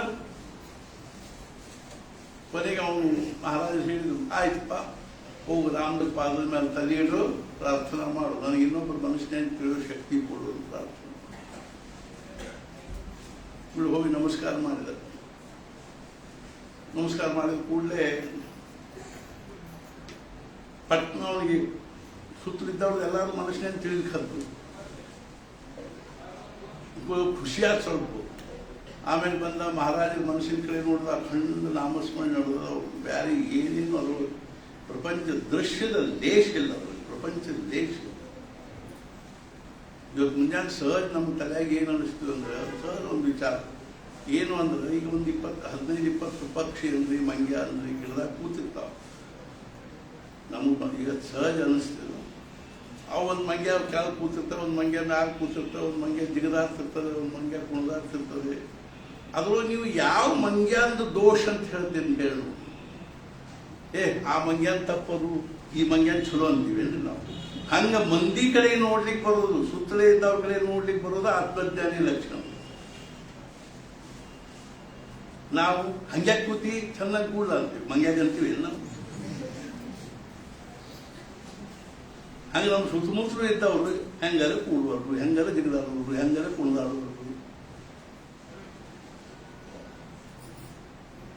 ಸುಮ್ಮನೆ ನೋಡ್ಕೋತ ಕೂಡ್ಲಿಕ್ಕೆ ಬರೋದನ್ನೇ ಏನದನು ಸಮಾಧಾನಿ ಮನುಷ್ಯನ ಲಕ್ಷಣ ಅದ. ಈಗ ಪಕ್ಷಿ ಒಂದು ಕೆಳಗೆ ಕೂತ, ಒಂದು ಮ್ಯಾಗ ಕೂತ, ಒಂದು ಹಾರಾಡ್ಲಿಕ್ಕೆ, ಒಂದು ಜಿಗದಾಡ್ಲಿಕ್ಕೆ, ಮಂಗ್ಯ ಜಿಗದಾಡ್ಲಿಕ್ಕೆ ಏನೂ ನಮ್ಮ ಪ್ರತಿಕ್ರಿಯೆ ಇಲ್ಲ. ನೀ ಹಂಗ್ಯಾಕೆ ಕೂತಿ, ನೀ ಹಿಂಗ್ಯಾಕೆ ಮಾಡ್ದಿ, ಹಂಗ್ಯಾಕೆ ಮಾಡ್ದಿ, ಅದನ್ಯಾಕೆ ಮಾಡಲಿಲ್ಲ, ಇದನ್ಯಾಕೆ ಮಾಡ್ದಿ. ಪ್ರಜಹಾತಿ ಯದಾ ಕಾಮಾನ್ ಸರ್ವಾನ್ ಪಾರ್ಥ ಮನೋಗತಾನ್ ಆತ್ಮನ್ನೇವಾತ್ಮನಾ ತುಷ್ಟಃ ಸ್ಥಿರಪ್ರಜ್ಞಸ್ತರೋಚತೆ. ತನ್ನೊಳಗ ತಾನು ಸಂತುಷ್ಟ ಆಗಿರೋದನ್ನೇ ನಮ್ಮ ಭಾರತೀಯ ಸಂಸ್ಕೃತಿಯ ಆದರ್ಶ ಪುರುಷನ. ನನ್ನ ಸಂತೋಷಕ್ಕಾಗಿ ಜಗತ್ತಿನೊಳಗಿನ ಯಾವುದೇ ವಸ್ತು, ವ್ಯಕ್ತಿ, ಪರಿಸ್ಥಿತಿ ನನಗೆ ಬೇಕಾಗಿಲ್ಲ. ಯಾವ ಹಿಂಗೆ ನಿಜವಾಗಿಯೂ ಅಂತಃಕರಣ ಪೂರ್ವಕವಾಗಿ ಕೈ ಎತ್ತಿ ಹೇಳ್ತಾರಲ್ಲ, ಅವ್ನು ಕೊಳ್ಳಾಗ ಮಾಲಿ ಹಾಕಿ ಅವನ ಸಾಷ್ಟಾಂಗ ನಮಸ್ಕಾರ ಹಾಕಿ. ನನ್ನ ಸಂತೋಷಕ್ಕಾಗಿ ಜಗತ್ತಿನೊಳಗಿನ ಯಾವುದೂ ವಸ್ತು, ವ್ಯಕ್ತಿ, ಪರಿಸ್ಥಿತಿ ಬೇಕಾಗಿಲ್ಲ. ಅಂಥವ್ರಿಗೆ ನಾನು ನಮಸ್ಕಾರ ಮಾಡಿ ಬಂದೇನೆ. ನಾವು ಇದಕ್ಕೆ ಹೋಗಿದ್ದೀವಿ ಭಾವನಗರಕ್ಕೆ. ಅದು ಹತ್ತಿರ ಒಂದು 10 ಕಿಲೋಮೀಟರ್ ಮೇಲೆ ಚಿತ್ರ ಅಂತ ಊರದು. ಅಲ್ಲಿ ಹೋಗಿದ್ದೀವಿ. ಅಲ್ಲೊಬ್ಬರು ಸತ್ಪುರುಷರಿದ್ದರು, ಒಬ್ಬ ಮನುಷ್ಯ. ನಿಮ್ಗೆ ಹೇಳಿದ್ರೆ ಆಶ್ಚರ್ಯ ಅನಿಸೋದು, 27 ವರ್ಷ ಆ ಮನುಷ್ಯ ಒಂದು ಹಿಂಗೇನು ಒಂದು ಅವನಿಗೆ ಪ್ರಾರಂಭದಲ್ಲಿ ಹಾಸಿದ್ದು ಒಂದು ಗಾದಿತ್ತು, ಅದನ್ನ ಬಿಟ್ಟು ಎದ್ದಿದ್ದೇ ಇಲ್ಲ. ಅದು ದೊಡ್ಡದೊಂದು ಹಿಂಗೆ ಶೆಡ್ ಕಟ್ಟ್ಯಾರ. ಆ ಗಾದಿ ಬಿಟ್ಟ ಟೈಲ್ಸ್ ಕೂಡ್ಸ್ಯಾರ. ಆ ಗಾದಿ ತೆಗದೇ ಇಲ್ಲ. ಮುಂದೆ 8 ವರ್ಷಕ್ಕೆ ತೀರ್ಕೊಂಡ್ರು. ನಾ ಇಲ್ಲಿ ಹುಬ್ಬಳ್ಳಿ ಒಂದು ದಿವಸ ಬಸ್ನ ಹೋಗುವ ಹೊತ್ನ್ಯಾಗ ನಮ್ಮಲ್ಲಿ ಇಲ್ಲಿ ಬರ್ತಾರೆ NM ಕುಲಕರ್ಣಿ ಅವರು, NM ಪಾಟೀಲ್ ಅವರು. ಅವರು ಬಸ್ನಾಗಿದ್ರು. ಅವ್ರು ಏನಂದ್ರು, ಗುರುಗಳ ಹಿಂಗೆ ಯಾರೋ ಒಬ್ರು ರೀ 35 ವರ್ಷ ಅವ್ರು ಒಂದು ಕಡೆ ಕೂತವ್ರು, ಪೇಪರ್ನಾಗ ಬಂದದ 35 ವರ್ಷ ಒಂದು ಕಡೆ ಕೂತವ್ರು ಎದ್ದೇ ಇಲ್ಲ ಅಂತ ಅವ್ರಿಗೆ ಗಿನ್ನಿಸ್ ರೆಕಾರ್ಡ್ ಬಂದದ. ಗಿನ್ನಿಸ್ ರೆಕಾರ್ಡ್ ಆಗ್ಯದ. ನಾನು ನೋಡಿದ್ರಿ ಅವ್ರನ್ನ. ಅವ್ರಿಗೆ ಏನೂ ಬೇಕಾಗಿಲ್ರಿ, ಜಗತ್ತಿನೊಳಗಿಂದ ಏನೂ ಬೇಕಾಗಿಲ್ಲ, ಬದುಕಿರೋದು ಸಹಿತ ಬೇಕಾಗಿಲ್ಲ. ಅರ್ಥಾತ್ ಏನು ಅಂದ್ರೆ, ಜೀವಿತೇ ಮರಣೇವ ಗೃಧಿಮ್ಮ ಕುರ್ಯ. ಬದುಕಿರೋದು ಇಚ್ಛಾ ಇಲ್ಲ ಅಂತ ತಿಳ್ಕೊಂಡು ಸಾಯೋದು ಇಚ್ಛಾ ಇಲ್ಲ. ಮಹಾರಾಜ ಹೇಳಿದ್ರು, ಬದುಕಿಗೆ ಬ್ಯಾಸತ್ತು ಸಾಯ್ತೀನಿ ಅನ್ಬಾರ್ದು, ಸಾವಿಗೆ ಹೆದರಿ ಬದುಕ್ತೀನಿ ಅನ್ಬಾರ್ದು. ಇರೋವರೆಗೂ ಆನಂದದೊಳಗಿರಬೇಕು. ಹೋಗು ಮುಂದೆ ವಾ. ನಾವು ಬಾಯ್ ಮಾಡ್ತಾರಲ್ಲ, ಹಂಗೆ ಬಾಯ್ ಮಾಡಿಕೊಟ್ಟು ಸಾಯು ಮುಂದೆ ಹೆಂಗೆ ಸಾಯ್ಲಿಕ್ಕೆ ಬರಬೇಕು ಅನ್ನೋದಕ್ಕೆ ಇವತ್ತು ಸಹಜ ಹೇಳಿದ್ವಿ. ಮಹಾರಾಜರಿಗೊಬ್ರು ಯಾರು ಬಂದಿರು, ಮಹಾರಾಜ್ ನಾನೊಂದು ಕಾಲೇಜ್ ತೆಗಿಬೇಕಂತ ಮಾಡೀನಿ. ಮಹಾರಾಜ್ ಹೇಳಿದ್ರು, ನಾನು ಊರಾಗಿನ ಸಾಲಿನ ನಾ ಕಲ್ತಿಲ್ಲ, ಇವು ಕಾಲೇಜ್ಗೆ ಏನು ನನಗೆ ಗೊತ್ತಾಗೋದಿಲ್ಲ ಅಂತ. ಆದ್ರೆ ಗೊಂದಾವಳಿ ನಾನು ಒಂದು ಸಾಲಿ ತೆಗ್ದೀನಿ ಅಂತ. ನೀವು ಒಂದು ಸಾಲಿ ತೆಗ್ದಿರಿ. ನಿಮ್ಮ ಶಾಲೆಗೆ ಏನು ಕಲಿಸ್ತೀವಿ? ನಮ್ಮ ಶಾಲ್ಯಾಗ ನಾನು ಸಾಯ್ಲಿಕ್ಕೆ ಕಲಿಸ್ತೀನಿ ನೋಡ್ರಿ. ಬದುಕಲಿಕ್ಕೆ ಕಲಿಸ್ಬೇಕು, ಇನ್ನು ಸಾಯ್ಲಿಕ್ಕೆ ಕಲಿಸ್ಬೇಕು. ಮಹಾರಾಜ ಹೇಳಿದ್ರು ನಾನು ಸಾಯ್ಲಿಕ್ಕೆ ಕಲಿಸ್ತೀನಿ. ಏಕನಾಥಂಚಿ ಘರ್ಚಿ ಉಲ್ಟಿ ಖೂಣ. ಸತ್ಪುರುಷರೆಲ್ಲ ಉಲ್ಟಾ ಇರ್ತದೆ. ಸಾಯ್ಲಿಕ್ಕೆ ಕಲಿಸ್ತೀನಿ ಅಂತ. ಸಾಯ್ಲಿಕ್ಕೆ ಕಲಿಸೋದು ಅಂದ್ರೆ ಹೆಂಗ್ರಿ? ಹೆಂಗ್ ಸಾಯ್ಬೇಕು ಹಂಗಾರ? ಹೆಂಗ್ ಸಾಯ್ಬೇಕು ಅನ್ನೋದನ್ನ ಹೇಳುತ್ತೆ. ಮಹಾರಾಜ ಹೇಳಿದ್ದು ಹೇಳ್ತಾನೆ, ಮುಂಚೆ ಹೇಳಿದ್ದು ಅಂತ. ಮಹಾರಾಜ ಹೇಳಿದ್ರು, ಈ ಹೆಬ್ಬಳ್ಳಿ ಅಂತ ಊರಾಗ ಒಬ್ಬರಿಗೆ ಒಂದು ಫೋನ್ ಬಂದು ದಿಲ್ಲಿಯಿಂದ, ಒಬ್ಬ ರಾಜಕಾರಣಿ ಮನುಷ್ಯ, ಅವನಿಗೆ ಫೋನ್ ಬಂದು, ನಿಮ್ಮನ್ನ ನಾವು ಹೋಮ್ ಮಿನಿಸ್ಟರ್ ಅಂತ ತಿಳ್ಕೊಂಡು ನಾವು ಇದನ್ನ ಮಾಡಿದೀವಿ, ಆದ್ರಿಂದ ನೀವು ನಾಳೆ ಬಂದು ಪ್ರಮಾಣ ಪತ್ರ ಓದಬೇಕು, ತಾಬಡ್ತೋಗಿ ನೀವು ಬರಬೇಕು ಅಂದಾಗ ಆ ಮನುಷ್ಯಂದು ಎಷ್ಟು ಆನಂದ ಆಗ್ಬೋದ್ರಿ. ದಿಲ್ಲಿಯಲ್ಲೇ ಅವನು ಹೋಮ್ ಮಿನಿಸ್ಟರು ಏನೋ ಆ ಮಿನಿಸ್ಟರ್ಗೆ ಕೊಡ್ತೀವಿ, ನೀವು ಆದಷ್ಟು ಬೇಗನೆ ಬರಲಿ ಅಂದ್ಕೊಂಡು ಊರಾಗ ದಂಗಲ ಹೊಡಿಸಿ ಎಲ್ಲರೂ ಕಲಿಸಿ ಎಲ್ಲರೂ ಮಾಲಿ ಹಾಕುದು, ಇದನ್ನು ಹಾಕುದು, ನಾನು ಹೋಗಿ ಬರ್ತೀನಿ ಅಂತ ತಿಳ್ಕೊಂಡು ಹೇಳಿ, ಆಮೇಲೆ ಅವನ ಏನು ಅಂದ್ರೆ ಫ್ಲೈಟ್ಲೆ ದಿಲ್ಲಿಗೆ ಹೋಗಿ ಎಷ್ಟು ಸಂತೋಷದಲ್ಲೇ ಹೋಗ್ತಾನೋ ಅಷ್ಟು ಸಂತೋಷದಲ್ಲೇ ಸಾಯ್ಲಿಕ್ಕೆ ಬರೋದಕ್ಕೆ ಸಾಯೋದು. ಅರ್ಥಾತ್ ಏನು ಅಂದ್ರೆ ತುಕಾರಾಮ್ ಮಹಾರಾಜರು ವೈಕುಂಠಕ್ಕೆ ಹೋಗು ಮುಂದೆ ಹೇಳಿದ್ರು, ಅಮೀಜಾತು ಅಮ್ಚಾ ಗಾವ ಅಮ್ಚಾ ರಾಮ ರಾಮ ತುಮಿ ಗಾವ. ನಾವು ವೈಕುಂಠಕ್ಕೆ ಹೋಗಿ ಬರ್ತೀವಿ ಈ ಸ್ಟೇಷನ್ನಾಗ ಹೇಳ್ತಿರ್ತಲ್ಲ, ಹೋಗಿ ಬರ್ರಿ ಅಂತ ಹೇಳ್ತಿರ್ತಾರೆ, ಹಿಂಗೆ ಕೈ ಮಾಡ್ತಿರ್ತಾರೆ. ಅಂದ್ರೆ ತಿರುಗಿ ಬರಬೇಡ್ರಿ ಹೋಗ್ರಿ ಅಂತ ಹಿಂಗೆ ಕೈ ಮಾಡ್ತಿದ್ರು ಅಂತ ತಿಳ್ಕೊಬೇಕು. ಇನ್ನು ತಿರುಗಿ ಊರಿಗೆ ಬರಬಾರ್ದು ತಿಳ್ಕೊಳ್ತ. ಮಹಾರಾಜರು ಏನು ಹೇಳಿದ್ರು ಅಂತಂದ್ರೆ, ಹಿಂಗ ಸಾಯ್ಲಿಕ್ಕೆ ಬರ್ಬೇಕಲ್ಲ ತಿರುಗಿ ಎಂದು ಸತ್ತಿರ್ಬಾರ್ದು, ಹಂಗೆ ಸಾಯ್ಲಿಕ್ಕೆ. ತುಕಾರಾಮ್ ಮಹಾರಾಜ ಹೇಳಿದ್ರು, ಯಾಜಿ ಸಾಕಿ ಕೇಲ ಹೋತಾ ಅಟ್ಟಹಾಸ ಶೇವಡ್ತ ದಿಸ ಗೋಡ ಭಾವ. ಇಷ್ಟಕ್ಕಾಗಿಯೇ ನಾನು ಆಯುಷ್ಯ ಎಲ್ಲ ಧರ್ಪಡಿಸಿದೆ. ಅದಕ್ಕಾಗಿ ಅಂದ್ರೆ ಕೊನೆ ದಿವಸ ಮಧುರ ಆಗ್ಬೇಕು. ಅಮೃತ ಮನೆ ಹರಿಭಕ್ತ ಅಂತ ಶೇವಟ ಕಲಿಸಿ ಗೋಡ ಇಟ್ಕೋದ. ನಾ ಯಾಕೆ ಹೇಳಿ ಹತ್ತೀನಿ ಅಂದ್ರೆ, ಆತ್ಮನ್ನೇವಾತ್ಮನ ತುಷ್ಟ ಸ್ಥಿತ ಪ್ರಜ್ಞ ಇರ್ತದೆ. ಆ ಮನುಷ್ಯ ಎಷ್ಟರೇ ಸಮಾಧಾನ ಇರ್ಬೋದು ಕಲ್ಪನಾ ಮಾಡಿ. ನಮಗೆ ಎಷ್ಟು ಉಪಾಧಿ ಬೇಕಾಗ್ತವೆ, ಎಷ್ಟು ನಮೂನಿ ಬೇಕಾಗ್ತವೆ. 24 ತಾಸು ನಾವು ಪ್ರಪಂಚದ ಉಪಾಧಿಗಳ ಮೇಲಿಂದನೇ, ಅವುಗಳನ್ನು ಅವಲಂಬಿಸಿಕೊಂಡನೇ ಏನಾದ್ರೂ ಚೂರ್ಚಾರ ಸಮಾಧಾನವೇ ಇರೋದು. ಅರ್ಥಾತ್ ನಾ ಯಾಕೆ ಹೇಳಿಕ್ಕೆ ಹತ್ತಿದೆಯಾ ಅಂತಂದ್ರೆ, ನಮ್ಮ ಭಾರತೀಯ ಸಂಸ್ಕೃತಿಯ ಒಂದು ಮಹಾನತೆ ಆದರ್ಶ ಎದುರೊಳಗದ ಅಂದ್ರೆ, ಮೂಲಂ ತರೋ ಕೇವಲ ಆಶ್ರಯಂತಹ ಭಿಕ್ಷಾನ್ನ ಮಾತ್ರೇಣ ತುಷ್ಟಿಮಂತಹ ವೇದಾಂತ ವಾಕ್ಯೇಶು ಸದಾ ರಮಂತ ಕೌಪೀನವಂತ ಖಲು ಭಾಗ್ಯವಂತ. ನಾವು ಮೊನ್ನೆ ಹೋಗಿದ್ವಿ ಯಾವಾಗಕ್ಕೆ. ಅನಿತ್ಯಾನಿ ಶರೀರಾಣಿ ವಿಭವೋ ನೈವ ಶಾಶ್ವತಂ ಮೃತ್ಯು ಸನ್ನಿಹಿತೋ ನಿತ್ಯಂ ಕರ್ತವ್ಯೋ ನಾಮ ಸಂಗ್ರಹ. ಈ ಶರೀರ ಅನಿತ್ಯಾನಿ ಶರೀರಾಣಿ, ಆಯುಷ್ಯದ್ದು ಭರವಸೆ ಇಲ್ಲ. ಆದಷ್ಟು ತೀವ್ರವಾಗಿ ಕೃತಾರ್ಥರಾಗಲಿಕ್ಕೆ ಪ್ರಯತ್ನ ಮಾಡಬೇಕು. ಇನ್ನು ನಾನು ಹೇಳಿದ ಕೋಟಿಗಟ್ಟಲೆ ಜನರಲ್ಲಿ ಇವತ್ತಿನ ಪರಿಸ್ಥಿತಿಯಲ್ಲಿ, ದುರಂತದ ಪರಿಸ್ಥಿತಿಯಲ್ಲಿ ಒಬ್ಬರಿಗಾದರೂ ನಾನು ಈ ದೇಹ ಬುದ್ಧಿಯಿಂದ ಆತ್ಮಬುದ್ಧಿ ಕಡೆಗೆ ಹೋಗ್ಬೇಕಪ್ಪ, ಈ ದೇಹ ಶಾಶ್ವತವಾದ್ದಲ್ಲ, ಇದೇನು ಅಂತಂದ್ರೆ ಈ ದೇಹ ಇಂದಿಲ್ಲ ನಾಳೆ ಹೋಗುವಂತಹದ್ದು. ಹಂಗಾರೆ ನಾನು ಈ ದೇಹ ಆಗಿರ್ಬೇಕ, ಇಂಥ ಮಲಿನವಾಗಿರೋ ದೇಹ ನಾನಾಗ್ಬೇಕ, ಇಂಥ ಹುಟ್ಟುದು ಸಾಯುವಂಥ ದೇಹ ನಾನಾಗ್ಬೇಕೆ. ನಾನು ಸಚ್ಚಿದಾನಂದ ಸ್ವರೂಪ ಆತ್ಮ ಇದ್ದೀನಿ, ಪರಮಾತ್ಮ ಭಾವ ಇದ್ದೀನಿ. ನನ್ನ ಸ್ವರೂಪದಲ್ಲೇ ನಾನು ಯಾವಾಗಲೂ ಅಖಂಡವಾಗಿ ಆನಂದದಲ್ಲಿರಬೇಕು ಅನ್ನುವಂಥದ್ದು ಕಲ್ಪನಾನೇ ಇಲ್ಲ. ತಿಳ್ಕೊಳ್ಬೇಕು.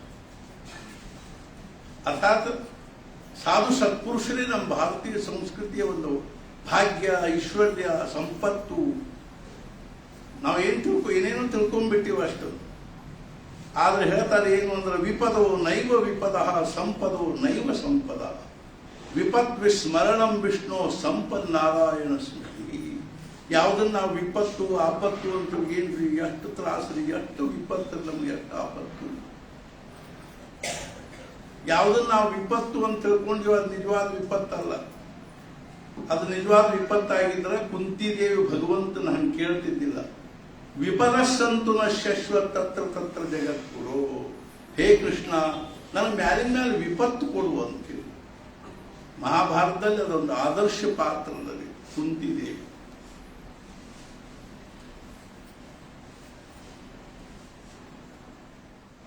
ಕೃಷ್ಣಂದ ಕುಂತಿದೇವಿ ಅತ್ಯ ಆಗ್ಬೇಕು.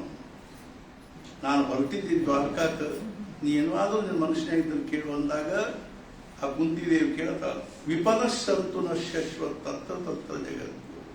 ನನ್ನ ಮ್ಯಾಲಿನ ಮೇಲೆ ವಿಪತ್ತು ಕೊಡು, ಕಷ್ಟ ಕೊಡು, ದುಃಖ ಕೊಡು, ಆಪತ್ತು ಕೊಡು. ತಾಕತ್ತದೆ ಅಂದ್ರೆ ನಮ್ಗೆ ಕೇಳುವಂತ. ನಾವು ಮಹಾರಾಜರ ಮುಂದೆ ನಿಂತ, ಮಹಾರಾಜ ನನ್ನ ಮ್ಯಾಲಿನ ಮೇಲೆ ಆಪತ್ತು ಕೊಡ್ವಿ, ವಿಪತ್ತು ಕೊಡ್ವಿ, ಸಂಕಟಗಳನ್ನು ಕೊಡ್ವಿ. ಅವ್ರಿಗೆ ಧೈರ್ಯ ಆದ ಅಂದ್ರೆ ನಮ್ಗೆ ಆಪತ್ತು ವಿಪತ್ತು ಸಂಕಟಗಳನ್ನು ಕೊಡೋದು. ಮಹಾರಾಜರ ಮುಂದೆ ನಿಂತು ನಾವು ಕೇಳಿದ್ರೆ ಅವ್ರು ಹೇಳ್ತಾರೆ, ನನಗೆ ಅದೆಲ್ಲ ಆಗುವುದಿಲ್ಲ, ನನಗೆ ಯಾರೂ ಅಕಲ್ಯಾಣ ಮಾಡ್ಲಿಕ್ಕೆ ಆಗಂಗಿಲ್ಲ.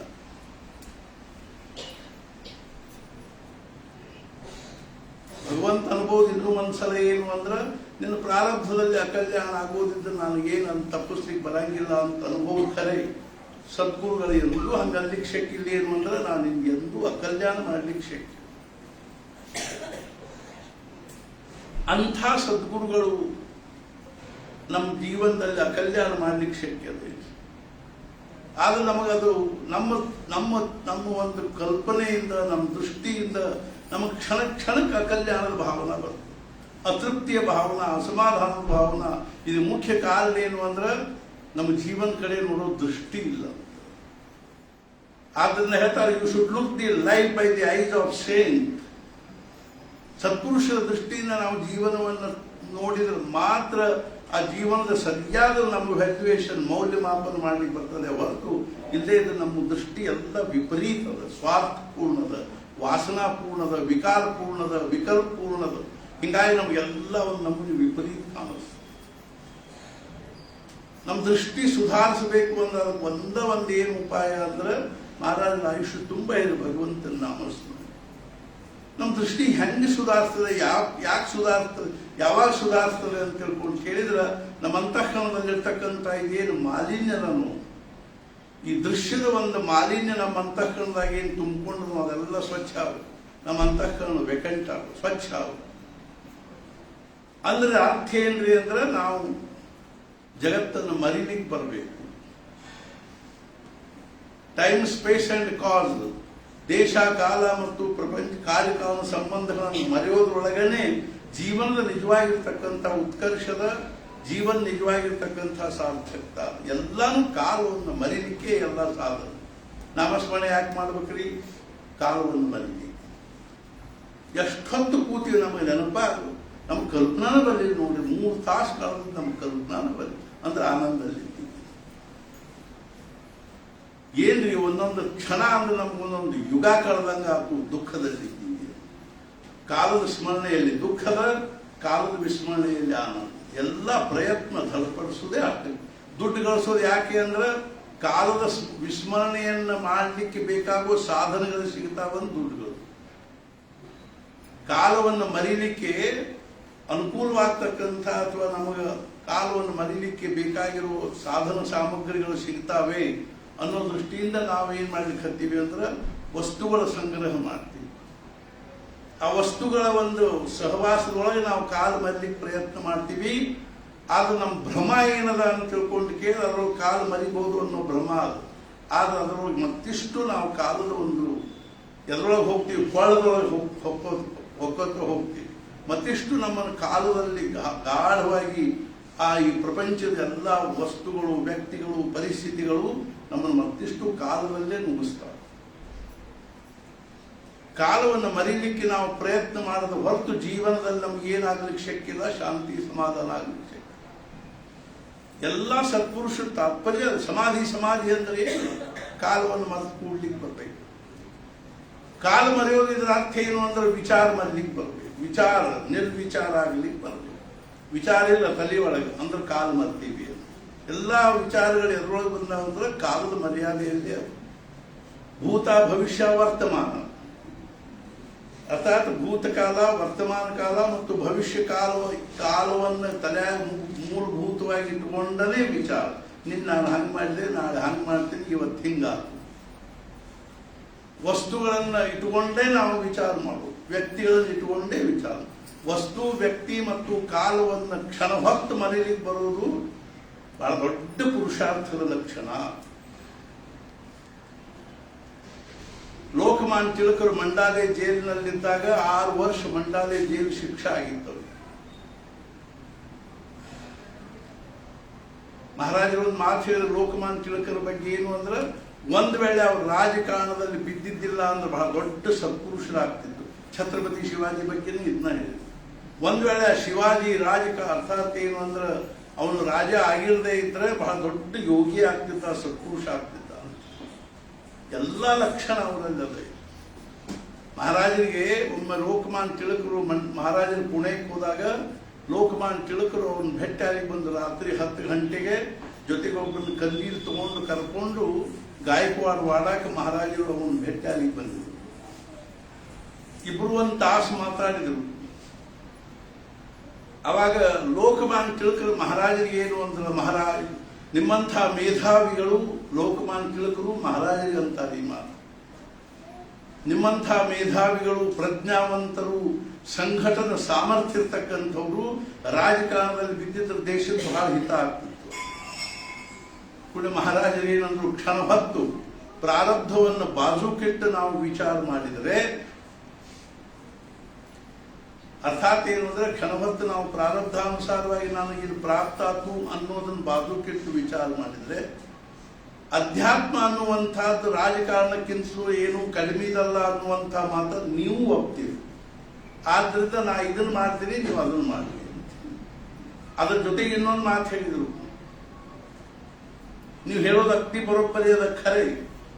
ಆದ್ರೆ ನಾನು ಸಣ್ಣವ್ ಇದ್ದಾಗಿಂದಲೂ ನನ್ನ ಮನಸ್ಥಿತಿ ಹೆಂಗಿತ್ತು ಅಂದ್ರೆ, ಒಂದು ವೇಳೆ ನನಗೆ ಭಗವಂತನ ಸಾಕ್ಷಾತ್ಕಾರ ಆಗಿರದೇ ಇದ್ರೆ, ನನಗೆ ಸದ್ಗುರುಗಳ ಕೃಪಾ ಆಗಿರದೇ ಇದ್ರೆ, ಭಗವಂತನ ಅನುಭವ ನನಗೆ ಬಂದಿರದೇ ಇದ್ರೆ, ಸಮಾಧಾನ ನನಗೆ ಪ್ರಾಪ್ತವಾಗಿರದೇ ಇದ್ರೆ ನಾ ಬದುಕಿರೋದು ಕಠಿಣ ಇತ್ತು. ಆದ್ರೆ ನಾ ಈ ಮಾರ್ಗದಲ್ಲಿ ಬಂದೆ.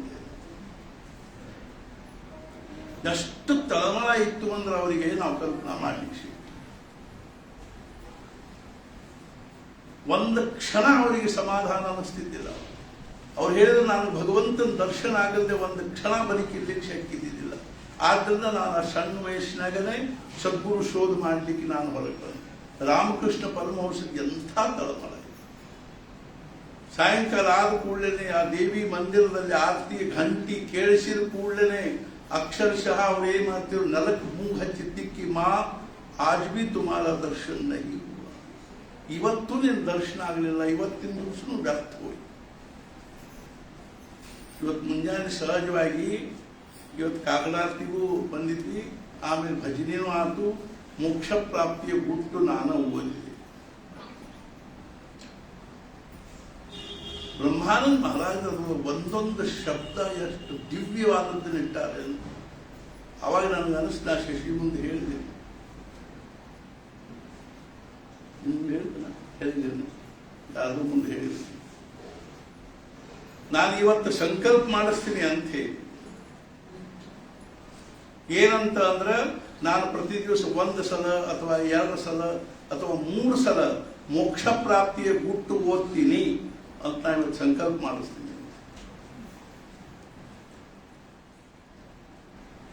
ಅವ್ರು ಎಷ್ಟು ಕಳಕಳಿಯಿಂದ ಅವರು ಪ್ರಾರ್ಥನೆ ಮಾಡಿದ್ದಾರೆ. ಜೀವನದ ವಾಸ್ತವಿಕವಾಗಿರ್ತಕ್ಕಂಥ ಸ್ವರೂಪವನ್ನು ನಮ್ಮ ಕಣ್ಣು ಮುಂದೆ ಎಷ್ಟು ಪ್ರತ್ಯಕ್ಷವಾಗಿ ತಂದಿಟ್ಟಾರೆ ಅಂದ್ರೆ ನಮ್ಗೆ ಅದ್ರ ಕಡೆ ಲಕ್ಷ್ಯ ಇಲ್ಲ. ಪರಮಪ್ರಾಪ್ತಿ ಸದ್ಗತಿ ಆಗಬೇಕೆಂದು ಪೂರ್ಣ ಇಚ್ಛಾ ಖರೇ ಇರಾದ ಇದ್ದವರು ಸದಾ ಸರ್ವದ ಅಖಂಡ ರಾಮನಾಮ ಸ್ಮರಣೆ ಮಾಡಬೇಕು. ಅಹೇತುಕ ಅವ್ಯಭಿಚಾರಣಿ ಶ್ರೀರಾಮ ಭಕ್ತಿ ಮಾಡಿ ಕೃತಾರ್ಥರಾಗಬೇಕು. ಈ ಘೋರ ಕಲಿಯುಗದಲ್ಲಿ ಪಾರಾಗಬೇಕಾ ಘೋರ ಶಬ್ದ ಹಾಕ್ಯಾರ. ಆ ಘೋರತನ ಎದಕ್ಕದ ಅಂತಂದ್ರೆ ಏನು ರಾಕ್ಷಸರಿಲ್ಲ, ದೈತ್ಯರಿಲ್ಲ, ರಾಕ್ಷಸರಿಲ್ಲ. ಆದ್ರೆ ಈ ಭೌತಿಕವಾದ ವೈಜ್ಞಾನಿಕ ಸಂಸ್ಕೃತಿ, ಪಾಶ್ಚಾತ್ಯ ಸಂಸ್ಕೃತಿ ಇವ ಒಂದಕ್ಕಿಂತ ಒಂದು ಪ್ರಚಂಡವಾಗಿರ್ತಕ್ಕಂಥ ರಾಕ್ಷಸರು, ದೈತ್ಯರು, ಅಸುರು. ಇವರು ನಮ್ಮ ಭಾರತೀಯ ಸಂಸ್ಕೃತಿಯನ್ನು ಹೆಂಗ ನಮ್ಮ ಕುತ್ತಿಗೆ ಹಿಡಿದು ಬಿಟ್ಟಾರೆ ಅಂದ್ರೆ ನಮ್ಗೆ ಅದೊಂದು ಕಲ್ಪನೆ ಬರುವಂತಷ್ಟು. ನಮ್ಮ ಸಂಸ್ಕೃತಿಯನ್ನು ಅರ್ಥಾತ್ ಅವ್ರು ಏನ್ ಮಾಡ್ಲಿಕ್ಕೆ ಅಂದ್ರೆ ಸಂಪೂರ್ಣ ನಷ್ಟ ಮಾಡ್ಲಿಕ್ಕೆ. ಈ ಘೋರ ಕಲಿಯುಗದಲ್ಲಿ ಪಾರಾಗಬೇಕಾದರೆ ಭಗವದ್ಭಕ್ತಿ, ರಾಮನಾಮಸ್ಮರಣೆ ಹೊರತು ಬೇರೆ ಯಾವುದೂ ಉಪಾಯ ಇಲ್ಲ. ಅನ್ಯ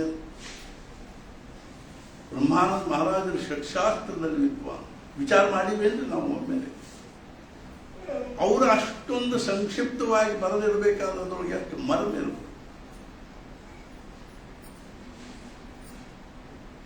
ನಾವು ದಿನ ಒಂದು ಸಲ ಅದನ್ನು ಓದಿದ್ರು ಎಷ್ಟೋ ನಮ್ಮ ಮನುಷ್ಯನಾಗ ಸಣ್ಣಂಗೆ ಆ ಭಾವ ಬರ್ತದೆ. ಪಾರಮಾರ್ಥಕ್ಕೆ ಮೊದಲು ಸಾಧನ ಸತ್ಸಂಗತಿ. ಸಾಧು ಸಂಗತಿಯಿಂದ ಎಷ್ಟೋ ಜನರು ಪಾರಾಗಿ ಹೋದರು. ಸಾಧು ಸಂಗತಿಯಿಂದ ಕ್ಷಮ, ಭೂತದಯ, ಶಾಂತಿ, ವಿವೇಕ, ವೈರಾಗ್ಯ, ಪ್ರವೃತ್ತಿ ಮಾರ್ಗದ ತ್ಯಾಗ, ನಿವೃತ್ತಿ ಮಾರ್ಗದ ಗಮನ ಪ್ರಯತ್ನ ಮಾಡದೇ ಪ್ರಾಪ್ತವಾಗುತ್ತದೆ.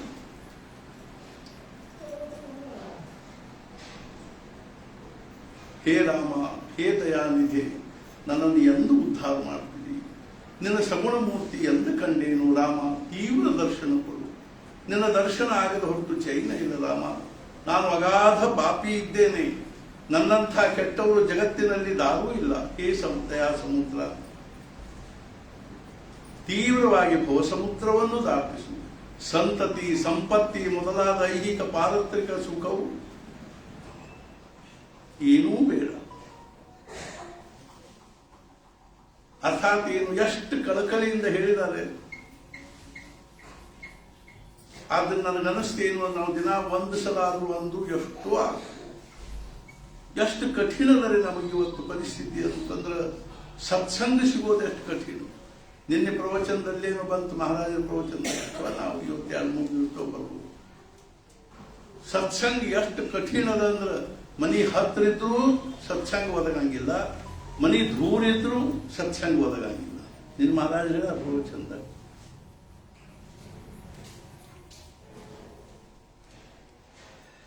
ಹೆಂಗೇನದ ಅಂತಂದ್ರ ಮನಿ ಹತ್ರ ಇದ್ರು ರೈಲ್ವೆ ಟ್ರೈನ್ ಸಿಗಂಗಿಲ್ಲ, ಮನಿ ದೂರ ಇದ್ರು ಟ್ರೈನ್ ಸಿಗಂಗಿಲ್ಲ. ಮನಿ ಹತ್ರ ಇಲ್ಲೇ ಅದ ಹೋಗ್ಬಿಡ್ನು ಅನ್ಕೋತ ತಗ್ಬಿಡ್ತದೆ. ದೂರ ಇತ್ತು ಅಂದ್ರೆ ಅಲ್ಲಿಂದ ಬರೋದ್ರಾಗತ್ತ. ನಾ ಯಾಕೆ ಹೇಳಿಕ್ ಹತ್ತೀನಿ ಅಂದ್ರೆ ಇವತ್ತು ನಮಗೆ ಏನು ಆಗ್ಬೇಕಾಗ್ಯದ ಅಂದ್ರೆ ನಾವು ಕಾಲು ಮರಿಬೇಕಾಗಿದೆ. ಆದ್ರೆ ನಾವು ಕಾಲು ಮರೆಯೋ ಪ್ರಯತ್ನವನ್ನು ಹೆಂಗ್ ಮಾಡ್ಲಿಕ್ಕೆ ಹತ್ತೀವಿ ಅಂದ್ರೆ ಯಾವುದ್ರೊಳಗಿಂದ ಕಾಲು ಮರೆಯೋದು ಒತ್ತಟ್ಟಿಗೆ ಇರ್ಕೋವಂತ ಕರೆ, ಅದರೊಳಗಿಂದ ನಾವು ಪ್ರಚಂಡ ಕಾಲದ ಒಂದು ಅರ್ಥಾತ್ ಏನು ಅಂದ್ರೆ ಆ ಕೊಳಚೆಯೊಳಗೆ ಮತ್ತಿಷ್ಟು ನಾವು ಮುಳುಗಲಿಕ್ಕೆ. ಆದ್ರಿಂದ ಮುಖ್ಯವಾಗಿ ಏನ್ ಮಾಡಬೇಕಾಗಿದೆ ಅಂದ್ರೆ ಕಾಲದ ಒಂದು ಮರ್ಯಾದೆಯನ್ನು ಹಾಕೊಂಡು ಆ ಕಾಲವನ್ನು ಸಾರ್ಥಕ ಮಾಡಿಕೊಳ್ಳಿಕ್ಕೆ ನಾವು ಪ್ರಯತ್ನ ಮಾಡಬೇಕು. ನಿನ್ನ ರಾತ್ರಿನ ಹೇಳಿದೆ, ಎಷ್ಟೋ ಸಂವತ್ಸರಗಳು ಬೇರೆ ಬೇರೆ ವಿಚಿತ್ರ ಹೆಸರುಗಳು ಇರ್ತಾವೆ. ವಿಕಾರಿ ನಾಮ ಸಂವತ್ಸರ ಅಂತ ಆಗ್ಬೋದು. ಆದ್ರೆ ಇದು ಎಂಥ ಉತ್ತಮ ಸಂವತ್ಸರ ಒದಗಿ ಬಂದದ್ದು ನಮಗೆ ಅಂದ್ರೆ ಅದು ಸಹಿತ 2 ವರ್ಷ ಪ್ರಚಂಡ ಅರ್ಥಾತ್ ಏನು ಅಂದ್ರೆ ಈ ಕೊರೋನಾ ಮಹಾಮಾರಿಯ ಒಂದು ಪ್ರಚಂಡ ಅರ್ಥಾತ್ ಏನು ಅಂದ್ರೆ ಜೀವಘಾತಕವಾಗಿರ್ತಕ್ಕಂಥ ಪ್ರವಾಹದೊಳಗೆ ಕೊಚ್ಚಿಕೊಂಡು ಪಾಪ ಎಷ್ಟೋ ಜೀವಗಳು ಹೋಗಿ ಆಮೇಲೆ ಏನೋ ಭಗವಂತನ ಅನುಗ್ರಹದಿಂದ ನಾವೇನು ಉಳ್ಕೊಂಡಿವೋ, ಉಳಿದಿರೋ ನಾವಾದರೂ ಸಹಿತ ನಾವು ಜೀವನವನ್ನು ಸಾರ್ಥಕ ಮಾಡ್ಕೋಬೇಕು ಅನ್ನುವಂಥ ನಮಗಂತೂ ಅನಿಸ್ತದೆ. ಈ KMC ಒಳಗೆ ಅಡ್ಮಿಟ್ ಆಗಿ 7 ದಿನ ನಾನು ಅದರೊಳಗಿಂದ ಸತ್ತು ಉಳಿದು ಬಂದಿರೋದ್ರಿಂದ ನಮಗೆ ಅನಿಸ್ತದೆ ಏನು ಅಂದ್ರೆ ಇನ್ನು ನಾವು ಆಯುಷ್ ಕಳ್ಕೋಬಾರ್ದು. ಆ ಹಿಂದೂಜ ಹಾಸ್ಪಿಟಲ್ ಒಳಗೆ ಹಾಲು ತೆಗೆದು ಹೊರಗಿಟ್ಟು ಮತ್ತೊಳಗೆ ಹಾಕಿ ಅದರೊಳಗಿಂದ ಉಳ್ಕೊಂಡು ಬಂದೀವಿ ಅಂತ ತಿಳ್ಕೊಂಡು ಮತ್ತೆ ಅನಿಸ್ತದ ಏನು ಅಂದ್ರೆ ಇನ್ನು ಕಳ್ಕೋಬಾರ್ದು. ಶುಭಕೃತ್ ನಾಮ ಸಂವತ್ಸರ, ಒಳ್ಳೆಯದನ್ನು ಮಾಡ್ತಕ್ಕಂಥದ್ದು, ಒಳ್ಳೆಯದನ್ನು ಮಾಡಬೇಕು ಅನ್ನುವಂಥ ಒಂದು ಸಂವತ್ಸರದ ಒಂದು ಪ್ರಾಪ್ತ ಆಗಿದೆ. ಕಾಲವನ್ನು ನಾವು ಪ್ರಪಂಚದ ವಿಷಯಗಳಲ್ಲಿ, ವಿಷಯ ಸೇವನೆಗಳಲ್ಲಿ, ಪ್ರಪಂಚದ ಆಸಕ್ತಿಯಲ್ಲಿ, ಮೋಹದಲ್ಲಿ, ಪ್ರಪಂಚದ ಒಂದು ಅಭಿಮಾನದಲ್ಲೇ ಉದ್ದಂಡತನದಲ್ಲಿ ಮತ್ಯಾವುದೋ ಯಾವುದೋ ಏನೇನೋ ಓದುವುದು, ಏನೇನೋ ಬರೆಯುವುದು, ಏನೇನೋ ಮಾಡುವುದು. ಆಯುಷ್ಯ ಕಳೆದು ಹೋದ್ಮೇಲೆ ಆಮೇಲೆ 60-65 ವರ್ಷ ಆದ್ಮೇಲೆ ನಾಮಸ್ಮರಣೆ ಮಾಡ್ತೀವಿ, ಮನಸ್ಸ ಬರಂಗಿಲ್ಲ, ಕೈಕಾಲು ಗಟ್ಟಿರಂಗಿಲ್ಲ.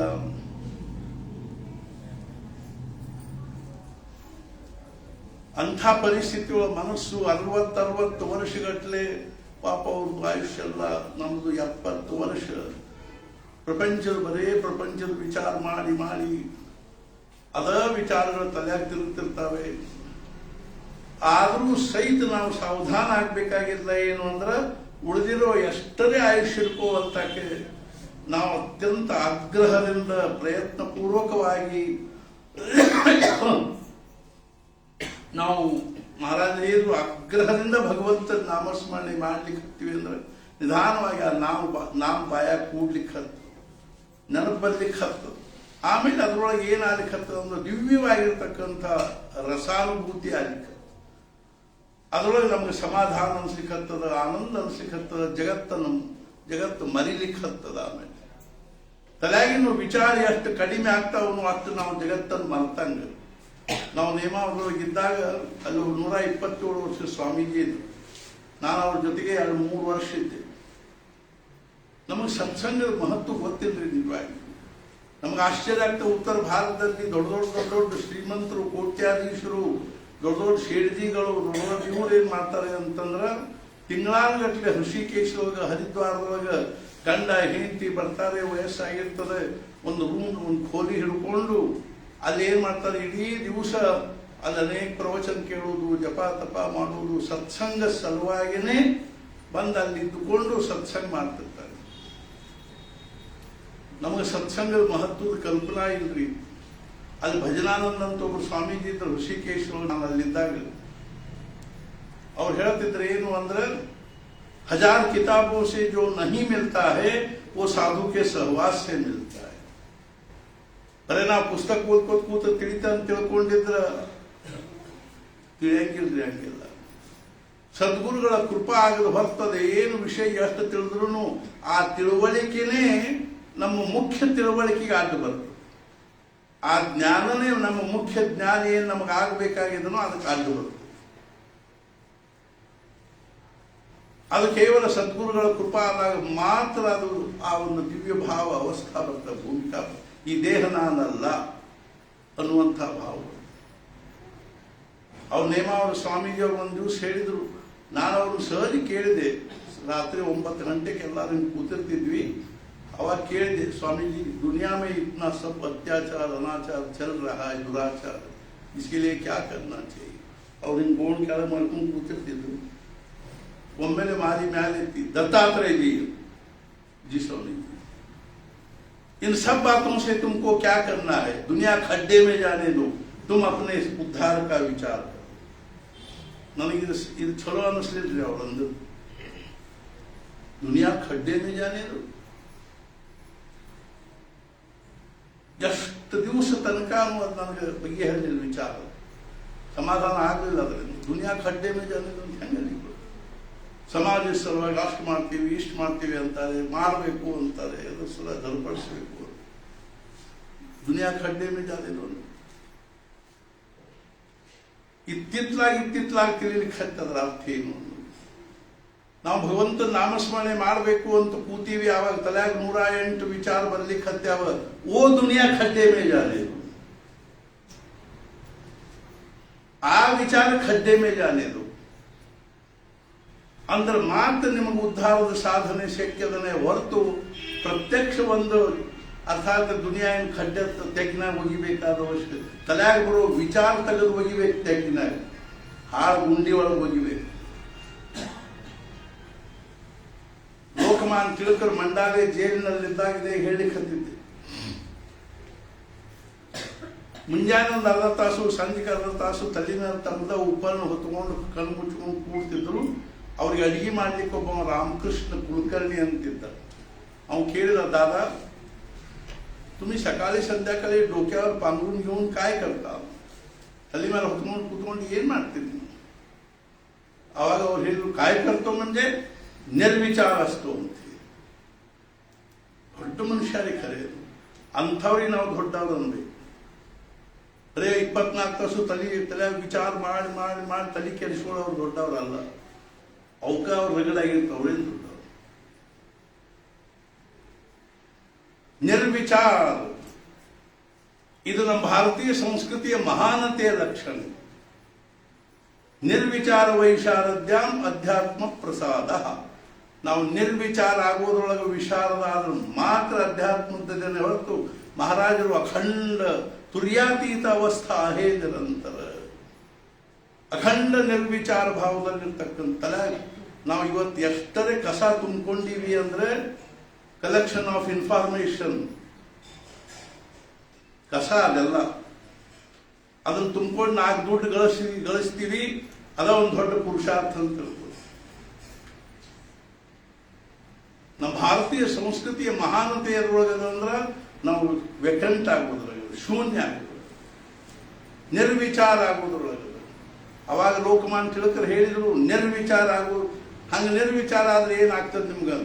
ಅವ್ರು ಹೇಳಿದ್ರು ಒಂದು ಅರ್ಧ ತಾಸು ನಾ ನಿರ್ವಿಚಾರ ಆದೆ ಅಂದ್ರೆ ಇಡೀ ಭಾರತದ ವಿಚಾರ ಮಾಡೋ ಶಕ್ತಿ ಬರ್ತದೆ, ಇಡೀ ರಾಷ್ಟ್ರದ ವಿಚಾರ ಮಾಡೋ ಶಕ್ತಿ ಬರ್ತದೆ. 24 ತಾಸು ತಲೆ ಒಳಗೆ ಗೊಂದಲ ಎದ್ದಿತ್ತು ಅಂದ್ರೆ ಸಣ್ಣ ಸಣ್ಣ ಮನೆಯೊಳಗಿನ ಪ್ರಶ್ನೆಗಳನ್ನು ಬಗೆಹರಿಸೋದು ಕಠಿಣ. ನಮ್ಮ ಕಡೆ ಬರ್ತಾರೆ ಬಗೆಹರಿವಾದ 2 ನಿಮಿಷನಾಗ ಬಗೆಹರಿಸಿ ಕಳಿಸ್ಬಿಟ್ಟು. ನಮ್ಮ ಧ್ಯೇಯ ಏನಂಗ ವಾಸ್ತವಿಕವಾಗಿ ನಾವು ಎದಕ್ಕಾಗಿ ನಾವು ಮನುಷ್ಯ ದೇಹವನ್ನು ಧಾರಣೆ ಮಾಡಿಕೊಂಡು ಬದುಕಿದೀವಿ ಅಂತಂದ್ರೆ ನಿರ್ವಿಚಾರ ಆಗೋದು. ನಿರ್ವಿಚಾರ ಆಗೋದಂದ್ರೆ ಏನು ಅಂದ್ರೆ ಭಗವಂತನ ಜೊತೆ ತಾದಾತ್ಮ್ಯ ಆಗೋದು, ಭಗವಂತನ ಸಾಕ್ಷಾತ್ಕಾರ ಆಗೋದು. ಭಗವಂತ ಮಹಾರಾಜರು ಅಖಂಡ ಸಮಾಧಾನ म्हणजे ಮೂರ್ತಿಮಂತ ಬ್ರಹ್ಮಜ್ಞಾನ.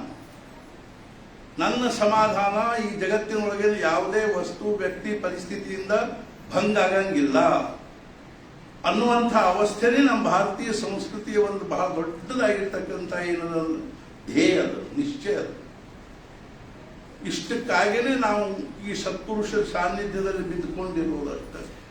38 ವರ್ಷಗಳಿಂದ ನಾವು ಬಿದ್ದುಕೊಂಡಿರೋ ಉದ್ದೇಶ ಒಂದೇನು ಅಂದ್ರೆ ಈ ಜಗತ್ತನ್ನು ಮರಿಬೇಕಾಗಿ. ಕನಿಷ್ಠ ಪಕ್ಷ ನಮಗೆ ಏನಾಗಬೇಕು ಅಂದ್ರೆ ಇದೇನು ಒಂದು ಆಶ್ರಮದ ಒಂದು ಅರ್ಥಾತ್ ಈ ಕ್ಷೇತ್ರದ ನೋಡಿ, ಇದರ ಹೊರಗಿನ ಜಗತ್ತು ಒಂದು ಕ್ಷಣ ಮರೆತರೂ ಸಹಿತ ನಮ್ಮ ಜೀವನ ಧನ್ಯ ಆಗ್ತದೆ. ಆದ್ರೆ ನಮಗಿನ ಪರಿಸ್ಥಿತಿ ಹೆಂಗದ ಅಂದ್ರೆ ಎಷ್ಟರೇ ನಮ್ಮ ತಲೆ ವಿಚಾರಗಳಿಂದ ತುಂಬಿಕೊಂಡದ ಅಂತಂದ್ರೆ ವಿಚಾರ ವಿಚಾರ ವಿಚಾರ ವಿಚಾರ. ಸಣ್ಣ ಸಣ್ಣ ಮಕ್ಕಳು ಬರ್ತಾರೆ ನಮ್ಮ ಕಡೆಗೆ, ಅವ್ರಂತಾರ ಗುರುಗಳ ಅಜ್ಜ ನಮ್ಮ ತಲೆಯಾಗ ಬಹಳ ಟೆನ್ಷನ್ ಅದ ರೀ, ನಿಮ್ಗ್ಯಾಕೆ ಅಷ್ಟು ಟೆನ್ಷನ್? ನಾವು ಸಣ್ಣವರಿದ್ದಾಗ ನಮ್ಗೆ ಟೆನ್ಷನ್ ಅಂದ್ರೆ ಅದು ಏನಿರ್ತಾರ ಗೊತ್ತಿದ್ದಿಲ್ಲ ನಾವು. ಯಾಕಂದ್ರೆ ಏನು ನಾವು ಶಾಲೆಗೆ ಹೋಗೋದು ಅಂತ ಕಂಪಲ್ಸರಿ ಇರ್ತಿದ್ದಿಲ್ಲ, ಓದೋದು ಕಂಪಲ್ಸರಿ ಇರ್ತಿದ್ದಿಲ್ಲ. ಓದಿದ್ವಿ, ಬಿಟ್ಟಿವಿ. ನಮ್ಮ ಮನೆಯೊಳಗೆ ನಮ್ಮಮ್ಮ ನಮ್ಮ ತಂದೆಗೆ ಹೇಳ್ಬೇಕು, ನಮ್ಮ ತಂದೆ ಶಾಲೆಯಾಗ ಮಾಸ್ತರು. ನಮ್ಮ ತಂದೆಯವರು 4 ಕೆಲಸ ಒಟ್ಟ ಮಾಡಲಿಲ್ಲ ಆಯುಷ್ಯದಲ್ಲಿ, ಮಾಡಿದ್ ನೋಡಿದ್ ನಾನೇ ಹಿರಿಯ ಮಗ ಕರೆ. ಅವ್ರು ಒಟ್ಟ ಮಕ್ಕಳನ್ನ ತೊಡಿ ಮೇಲೆ ಕೂಡ್ಸೋದ್ರೆ ನಾನು ನೋಡ್ಲಿಲ್ಲ, ಹತ್ರ ಬರ್ಕೊಡ್ತಿದ್ದಿಲ್ಲ ಅವ್ರು. ಅದು ಕೂಡ ಈಗ ನೋಡ್ಬೇಕಾದ್ರೆ ತಲೆ ಮೇಲೆ ಕೂಡ್ಸೋದಲ್ಲ, ಹೆಗಲ ಮೇಲೆ ಕೂಡ್ಸೋದು, ತಲೆ ಮೇಲೆ ಕೂಡ್ಸೋದು, ತೊಡಿ ಮೇಲೆ ಕೂಡ್ಸೋದು. ಮುಂದ ಪಾಪ ಹೆಣ್ಮಕ್ಳು ವೆಲ್ಟಿ ಬ್ಯಾಗ್ ಇಟ್ಕೊಂಡು ಹೋಗ್ತಿರ್ತಾರೆ, ಹಿಂದಿನ ಕರ್ಕೊಂಡು ಹೋಗ್ತಿರ್ತಾರೆ. ಏನ್ ಮಾಡ್ಬೇಕು ಪಾಪ ಅನಿವಾರ್ಯ. ಒಟ್ಟ ಅವ್ರು ಯಾರು ನಮ್ಮ ತಲೆ ಮೇಲೆ ಮುಂದೆ ಕರೆದು ಕೂಡ್ಸ್ಕೊಂಡಿಲ್ಲ. ಎರಡನೇದೇನು ಒಂದು ಸಹಜ ಅವ್ರಿಗೆ ಯಾಕೆ ಗೊತ್ತಿಲ್ಲ. 1 ದಿವಸ ಅವ್ರೇನು ಮನೆಯೊಳಗೆ ಕಸ ಹುಡುಗಿದ್ ನೋಡಿಲ್ಲ. ಆಮೇಲೆ 1 ದಿವಸ ಅವ್ರೇನು ನಾವು ಬಾವಿಯಿಂದ ಮುಂಜಾನೆ ಕೂಡ ಚಹಾ ಕುಡಿದು ಕೂಡ 2 ಕೊಡ ತೊಗೊಂಡು ಬಾವಿ ಹೋಗುದು. ನಾವು ನಮ್ಮಮ್ಮ, ನಮ್ಮ ತಂಗಿಯಂದ್ರು, ನಮ್ಮ ತಮ್ಮಂದ್ರು ಎಲ್ಲರೂ. ಆದ್ರೆ ನಮ್ಮ ತಂದೆಯವ್ರು ಮಾತ್ರ 1 ಬಿಂದಿ ನೀರು ತಂದದ್ದು ನಾವೇನು ನೋಡಿಲ್ಲ. ಮತ್ತೆ ಎಲ್ಲಕ್ಕಿಂತ ಮುಖ್ಯ ಏನು ಅಂದ್ರೆ ಶಾಲ್ಯಾಗ ಮಾಸ್ತರು 1 ವರ್ಷನೂ ನಮ್ಮ ಕ್ಲಾಸ್ ತಗೊಂಡಿಲ್ಲ ಅವ್ರು. ಮಂದಿ ಕೇಳೋದು ಯಾಕ್ರಿ ಮಾಸ್ತರ್ ನಿಮ್ಮ ಮಕ್ಕಳ ಕ್ಲಾಸ್ ತಗೊಳ್ಳೋದಿಲ್ಲ? ಅವು ಮುಂಚೆ ಶಾಲೆಗೆ ಬರೋದಿಲ್ಲ, ನಾ ತಗೊಂಡ್ರಂತೂ ಒಟ್ಟ ಬರಾಗಿಲ್ಲ. ನಮ್ಮ ವಾರದಾಗ 4-5 ದಿವಸ ಶಾಲಿನ ಇಲ್ಲ. ನೀವೊಂದು ಬಿಡ್ಲಿಕ್ಕೆ ಹೋಗ್ಬೇಡ, ನಮ್ಗೆ ಅದಕ್ಕೆ ನಡೀತೈತೆ. ಆಮೇಲೆ ಎಲ್ಲರೂ ಮನೆ ನಮಗೆ ಬಂದು ಏನ್ರಿ ಅವತ್ತು ನಿಮ್ಮ ಪ್ರವಚನ ಕೇಳಿ ನಮ್ಮ ಹುಡುಗರು ಸಾಲಿಗೆ ಹೋಗ್ಬೋದು ಒಂದು ನಾ ಏನು ಮಾಡ್ತೇವೆ. ಆಮೇಲೆ ನಮ್ಮ ತಾಯಿ ಹೇಳ್ಬೇಕು, ಸಂಜೆನ ಕಂದೀರ್ ಹಚ್ಚಿದ ಕೂಡಲೇ ಅವ್ರು ಕಂದೀರ್ ಇಟ್ಕೊಂಡು ಒಂದೆರಡು ಅಕ್ಷರ ಹೇಳ್ರಿ ಅವ್ಕೆ. ನಮ್ಮ ತಂದೆಯವ್ರು ಅನ್ಬೇಕು, ಶಾಲೆಯಾಗಿ ಹೇಳಿ ನನಗೆ ಮುಂದೆ ಸಾಕಾಗಿ ಹೋಗ್ತಾರ, ಇಲ್ಲೂ ಅದನ್ನ ಮಾಡಲಿ ಅವ್ರ ಹಣೆ ಬರಲಾಗಿದ್ದಂಗೆ ಆಗ್ತದೆ ಹೋಗೋದು.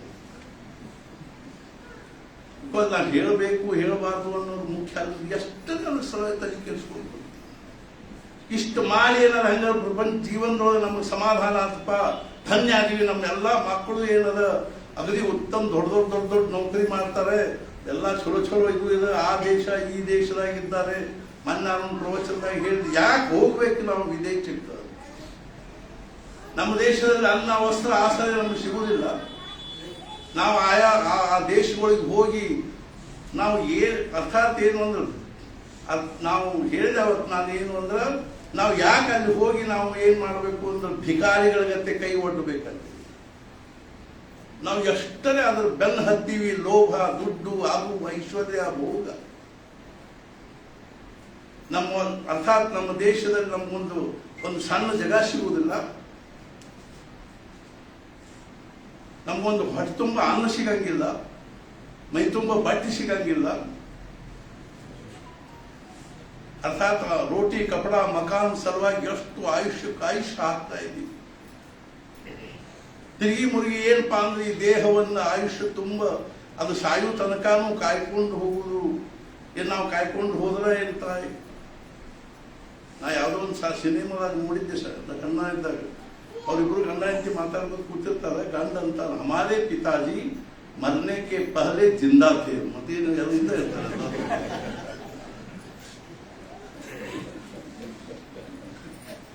ಅಂಗೂರ್ ಸಿನಿಮಾದಾಗ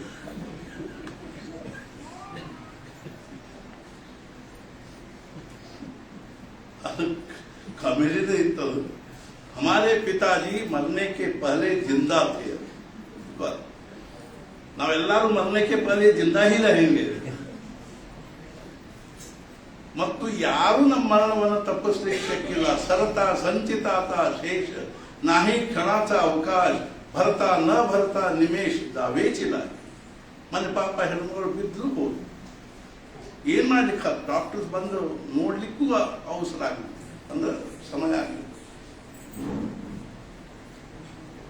ಉದ್ದೇಶ ಏನು ಇವತ್ತಿಷ್ಟೊಂದು ನಾನು ಯಾಕೆ ಕಳ್ಕಳಿಂದ ಹೇಳಿಕತ್ತೀನಿ ಅಂದ್ರೆ, ಇವತ್ತಿನಿಂದ ಒಂದು ವರ್ಷ ನಾವು ನಮ್ಮ ಜೀವನವನ್ನು ರಾತ್ರಿ ಹೇಳಿದ್ರೆ ನಾನು ಎಷ್ಟು ಸುಂದರವಾಗಿ ಅರ್ಥಾತ್ ನಮ್ಮ ಮನಸ್ಸಿಗೆ ಸಮಾಧಾನ ಆಗುವ ಹಂಗೆ ನಮಗೆ ಕಳೀಲಿಕ್ಕೆ ಬರಬೇಕು ಅಂದ್ರೆ ನಮಗೆ ಸಾರ್ಥಕತ ಅನಿಸ್. ಈ ವರ್ಷ ಸಾರ್ಥಕ, ಘಡಿನೇ ಘಡಿ ಸಾರ್ಥಕಾಚಿ ಕರಾವಿ, ಒಂದೊಂದು ಕ್ಷಣ ಸಾರ್ಥಕ ಅನಿಸುವಂಗೆ ನಮಗೆ ಕಳೀಲಿಕ್ಕೆ ಬರಬೇಕು.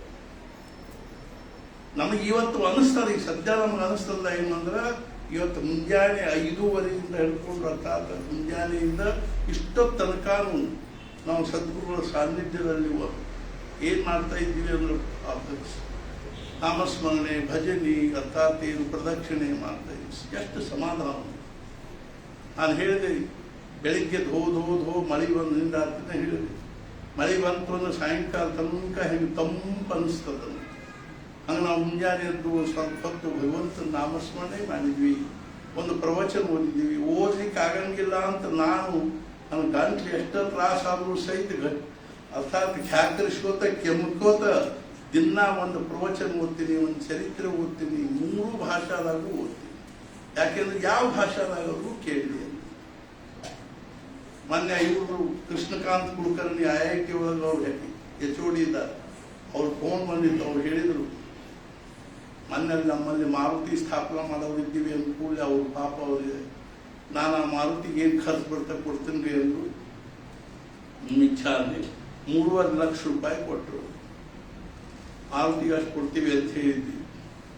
ಅವ್ರು ಹೇಳಿದರು, ನಾ ಪ್ರವಚನ ಪುಸ್ತಕ ಓದೋದು ಬಿಡ್ತೀನಿ ಅಂತ.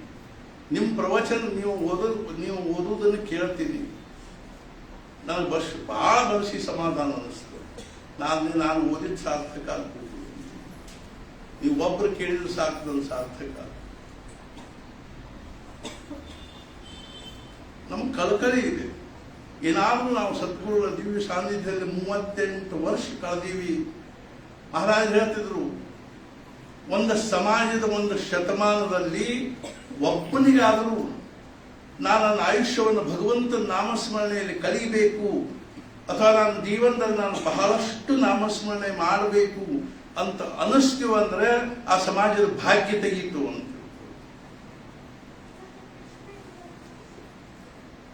ಅದರೊಳಗೂ ಇವತ್ತಿನ ಪರಿಸ್ಥಿತಿ ಎಷ್ಟು ಬಿಕಟದ ಅಂತಂದ್ರೆ, ನಾವು ಒಬ್ಬರಿಗಿಂತಲೂ ಒಬ್ಬರು ಬುದ್ಧಿವಂತರು ಅಂತಕ್ಕಂಥವ್ರಿಗೂ ಸಹಿತ ಇವತ್ತು ಅಧ್ಯಾತ್ಮದಲ್ಲಿ ಪ್ರವೃತ್ತಿ ಇಲ್ಲ, ಅದರ ಬಗ್ಗೆ ಕಲ್ಪನಾ ಇಲ್ಲ.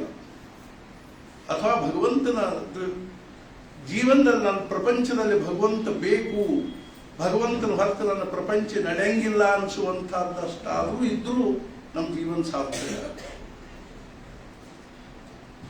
ಆದ್ರಿಂದ ನಿಜವಾಗಿಯೂ ಈ ಒಂದು ಶುಭಕೃತ್ ನಾಮ ಸಂವತ್ಸರ ಏನದನು ಇದೇ ಹೇಳಿದವನು, ನಮ್ಮ ಆಯುಷ್ಯ ಎಲ್ಲ ವಸಂತ ಋತುವಿನಿಂದ ತುಂಬಿಕೊಂಡು ಈ ನಮಗೆ ಈ ಗ್ರೀಷ್ಮ ಋತು ಬೇಡ.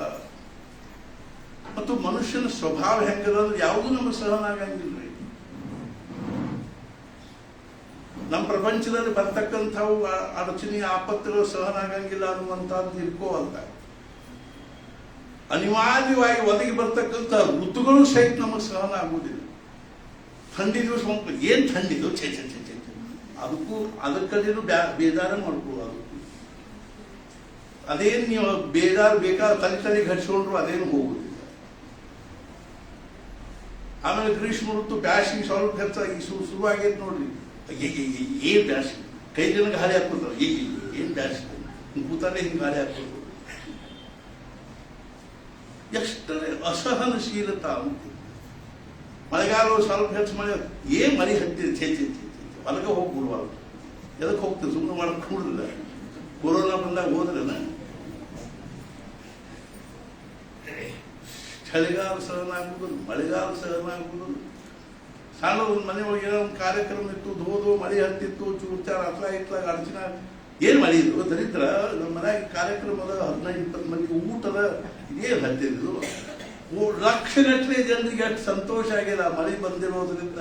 ನಮ್ಗೆ ಅದ್ರ ಕಡೆ ವಿಚಾರ ಇಲ್ಲ, ಲಕ್ಷ್ಯ ಇಲ್ಲ, ಹೋಲಿಸ್ಟಿಕ್ ವ್ಯೂ ಇಲ್ಲೇ ಇಲ್ಲ. ನಮ್ಮ ಮನೆಯಾಗಿನ ಒಂದು ಸ್ವಾರ್ಥ ಒಂದು 18 ಮಂದಿ ಊಟದ ಅಡಚಣೆ ಆಯ್ತು ಅಂದ್ರೆ ಆ ಮಳೆಗೆ ಬೈಕೋದು ಶಾಪ ಕೊಡ್ಬೇಕು.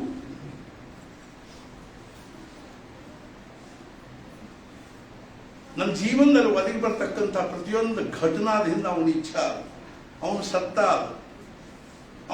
ಅವನ ಒಂದು ಕೈ ಅದ ಅನ್ನೋದೇ ನಿಜವಾಗಿಯೂ ಜೀವನದಲ್ಲಿ ಆ ಭಗವಂತನ ಇರುವಿಕೆಯ ಒಂದು ದಿವ್ಯವಾಗಿರ್ತಕ್ಕಂಥ ಭಾವ. ಮತ್ತು ಅದಕ್ಕೆ ಏನ್ ಮಾಡ್ಬೇಕ್ರಿ ನಾವು? ಭಗವಂತನ ಇರುವಿಕೆಯ ಅರಿವಿನ ಅನುಸಂಧಾನದ ಚಿಹ್ನ ಅಂದ್ರೆ ಭಗವಂತನ ನಾಮ.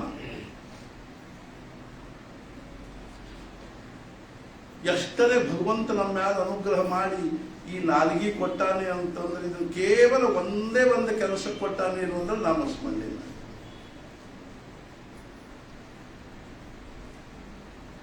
ಇದನ್ನ ನಾವು ಎಷ್ಟರೇ ಅಪವ್ಯಯ ಮಾಡ್ಕೋತೀವಿ ಅಂದ್ರೆ ಬರೀ ಅದು ಒಂದು ಬಿಟ್ಟು ಉಳಿದದ್ದು ಎಲ್ಲ ಉಸಾಬರಿ ಮಾಡ್ತೀವಿ ನಾಲ್ಗಿದೆ. ಭಗವಂತ ನಮ್ಮ ಕಣ್ಣು ಕೊಟ್ಟಿರೋದು ಕೇವಲ ಒಂದೇ ಒಂದು ಕೆಲಸಕ್ಕಾಗಿ ಅಂದ್ರೆ ಒಂದು ದಿವ್ಯವಾಗಿರ್ತಕ್ಕಂಥ ಭಗವಂತನ ದಿವ್ಯ ಸ್ವರೂಪವನ್ನು ನೋಡಲಿಕ್ಕೆ. ಕಿವಿ ಕೊಟ್ಟಿರೋದು ಅವನ ಗುಣಗಾನವನ್ನು ಕೇಳಲಿಕ್ಕೆ, ಕೈ ಕೊಟ್ಟಿರೋದು ಅವನ ಪೂಜಾ ಸೇವಾ ಮಾಡಲಿಕ್ಕೆ, ಕಾಲು ಕೊಟ್ಟಿರೋದು ಅವನ ಪ್ರದಕ್ಷಿಣೆ ಹಾಕಲಿಕ್ಕೆ. ಎಲ್ಲ ನಾವು ನಮ್ಮ ಅಂಗಾಂಗಗಳನ್ನು ಅವಯವಗಳನ್ನು ಕೇವಲ ಅರ್ಥಾತ್ ಏನು ಯಾವುದರೊಳಗಿಂದ ನಮ್ಮ ಜೀವನದೊಳಗೆ ಏನೇನು ನಮಗೆ ಕೊನೆಗೆ ಸಾಧಿಸಂಗಿಲ್ಲೋ ಅಂತ ಪ್ರಪಂಚದೊಳಗಿಂದ ಎಷ್ಟರೇ ತೊಡಗಿಸ್ಲಿಕ್ಕೆ ಹತ್ತೀವಿ ಅಂದ್ರೆ ನಾವು ನಮ್ಮ ಕಾಲವನ್ನು, ನಮ್ಮ ಪರಿಸ್ಥಿತಿಯನ್ನು ಎಲ್ಲವನ್ನೂ ಅಪವ್ಯಯ ಮಾಡ್ತೀವಿ. ಆದ್ರೂ ನಮ್ಮ ಕಳ್ಕಳಿ ಏನದ ಅಂದ್ರೆ ನಾವೊಂದು ಸಂಕಲ್ಪ ಮಾಡ್ಕೋಬೇಕು. ಮನುಷ್ಯ ಎಲ್ಲರಿಗೂ ಸಂಕಲ್ಪ ಹೇಳ್ಬೇಕಂತ ಅಂದ್ಕೋಬೇಕೇನು ಅಂದ್ರೆ ಈ ವರ್ಷ ನಂದು ಸಾರ್ಥಕ ಆಗಬೇಕು. ಈ ವರ್ಷ ನಾನು ಏನಾದರೂ ಒಂದು ಸ್ವಲ್ಪ ಮಾಡಿ ನನ್ನ ಜೀವನವನ್ನು ಮುಂದಿನ ಯುಗಾದಿಗೆ ನಾವು ಏನು ಅನ್ಕೋಬೇಕು ಅಂದ್ರೆ ಒಂದು ವರ್ಷ ನಮಗೆ ಸಮಾಧಾನ ಆಗ್ತದೆ. ಒಂದು ದಿವಸನೂ ನಾನು ವ್ಯರ್ಥ ಮಾಡ್ಕೊಳ್ಳಿಲ್ಲ. 365 ದಿನಗಳನ್ನು ನಾನು ವ್ಯವಸ್ಥಿತವಾಗಿ, ನೀವು ಎಷ್ಟು ಸಮಯದೊಳಗೆ ತೊಡಗಿಸುವಂದ್ರೆ 15 ನಿಮಿಷ ತೊಡಗಿಸ್ತ, 10 ನಿಮಿಷ ತೊಡಗಿಸ್, ಮಹಾರಾಜ ಹೇಳಿದ್ರು ಎಲ್ಲ ಬಿಡ್ರಿ. ಮಹಾರಾಜರ ಒಂದು ಮಾತು ಹೇಳಿದ್ರೆ ಏನು ಅಂದ್ರೆ, ಜನ್ಮಾಲ ಆಲೋ ಮನೋನ್ 24 ತಾಸು ನಾಮಸ್ಮರಣ ಕರೆ. ಹುಟ್ಟಿ ಬಂದೀವಿ ಅಂತ 24 ತಾಸು ಜಪ ಮಾಡ್ಬೇಕು, ನಾಮಸ್ಮರಣೆ ಮಾಡ್ಬೇಕು. ಏನ್ರಿ ಮತ್ತೆ ನಿದ್ದಿ ಗಿದ್ದಿ 24 ತಾಸು ನಾಮಸ್ಮರಣೆ ಮಾಡ್ತಾರೆ. ಹಾಗಂಗಿಲ್ಲ ನಮಗೆ 12 ತಾಸು.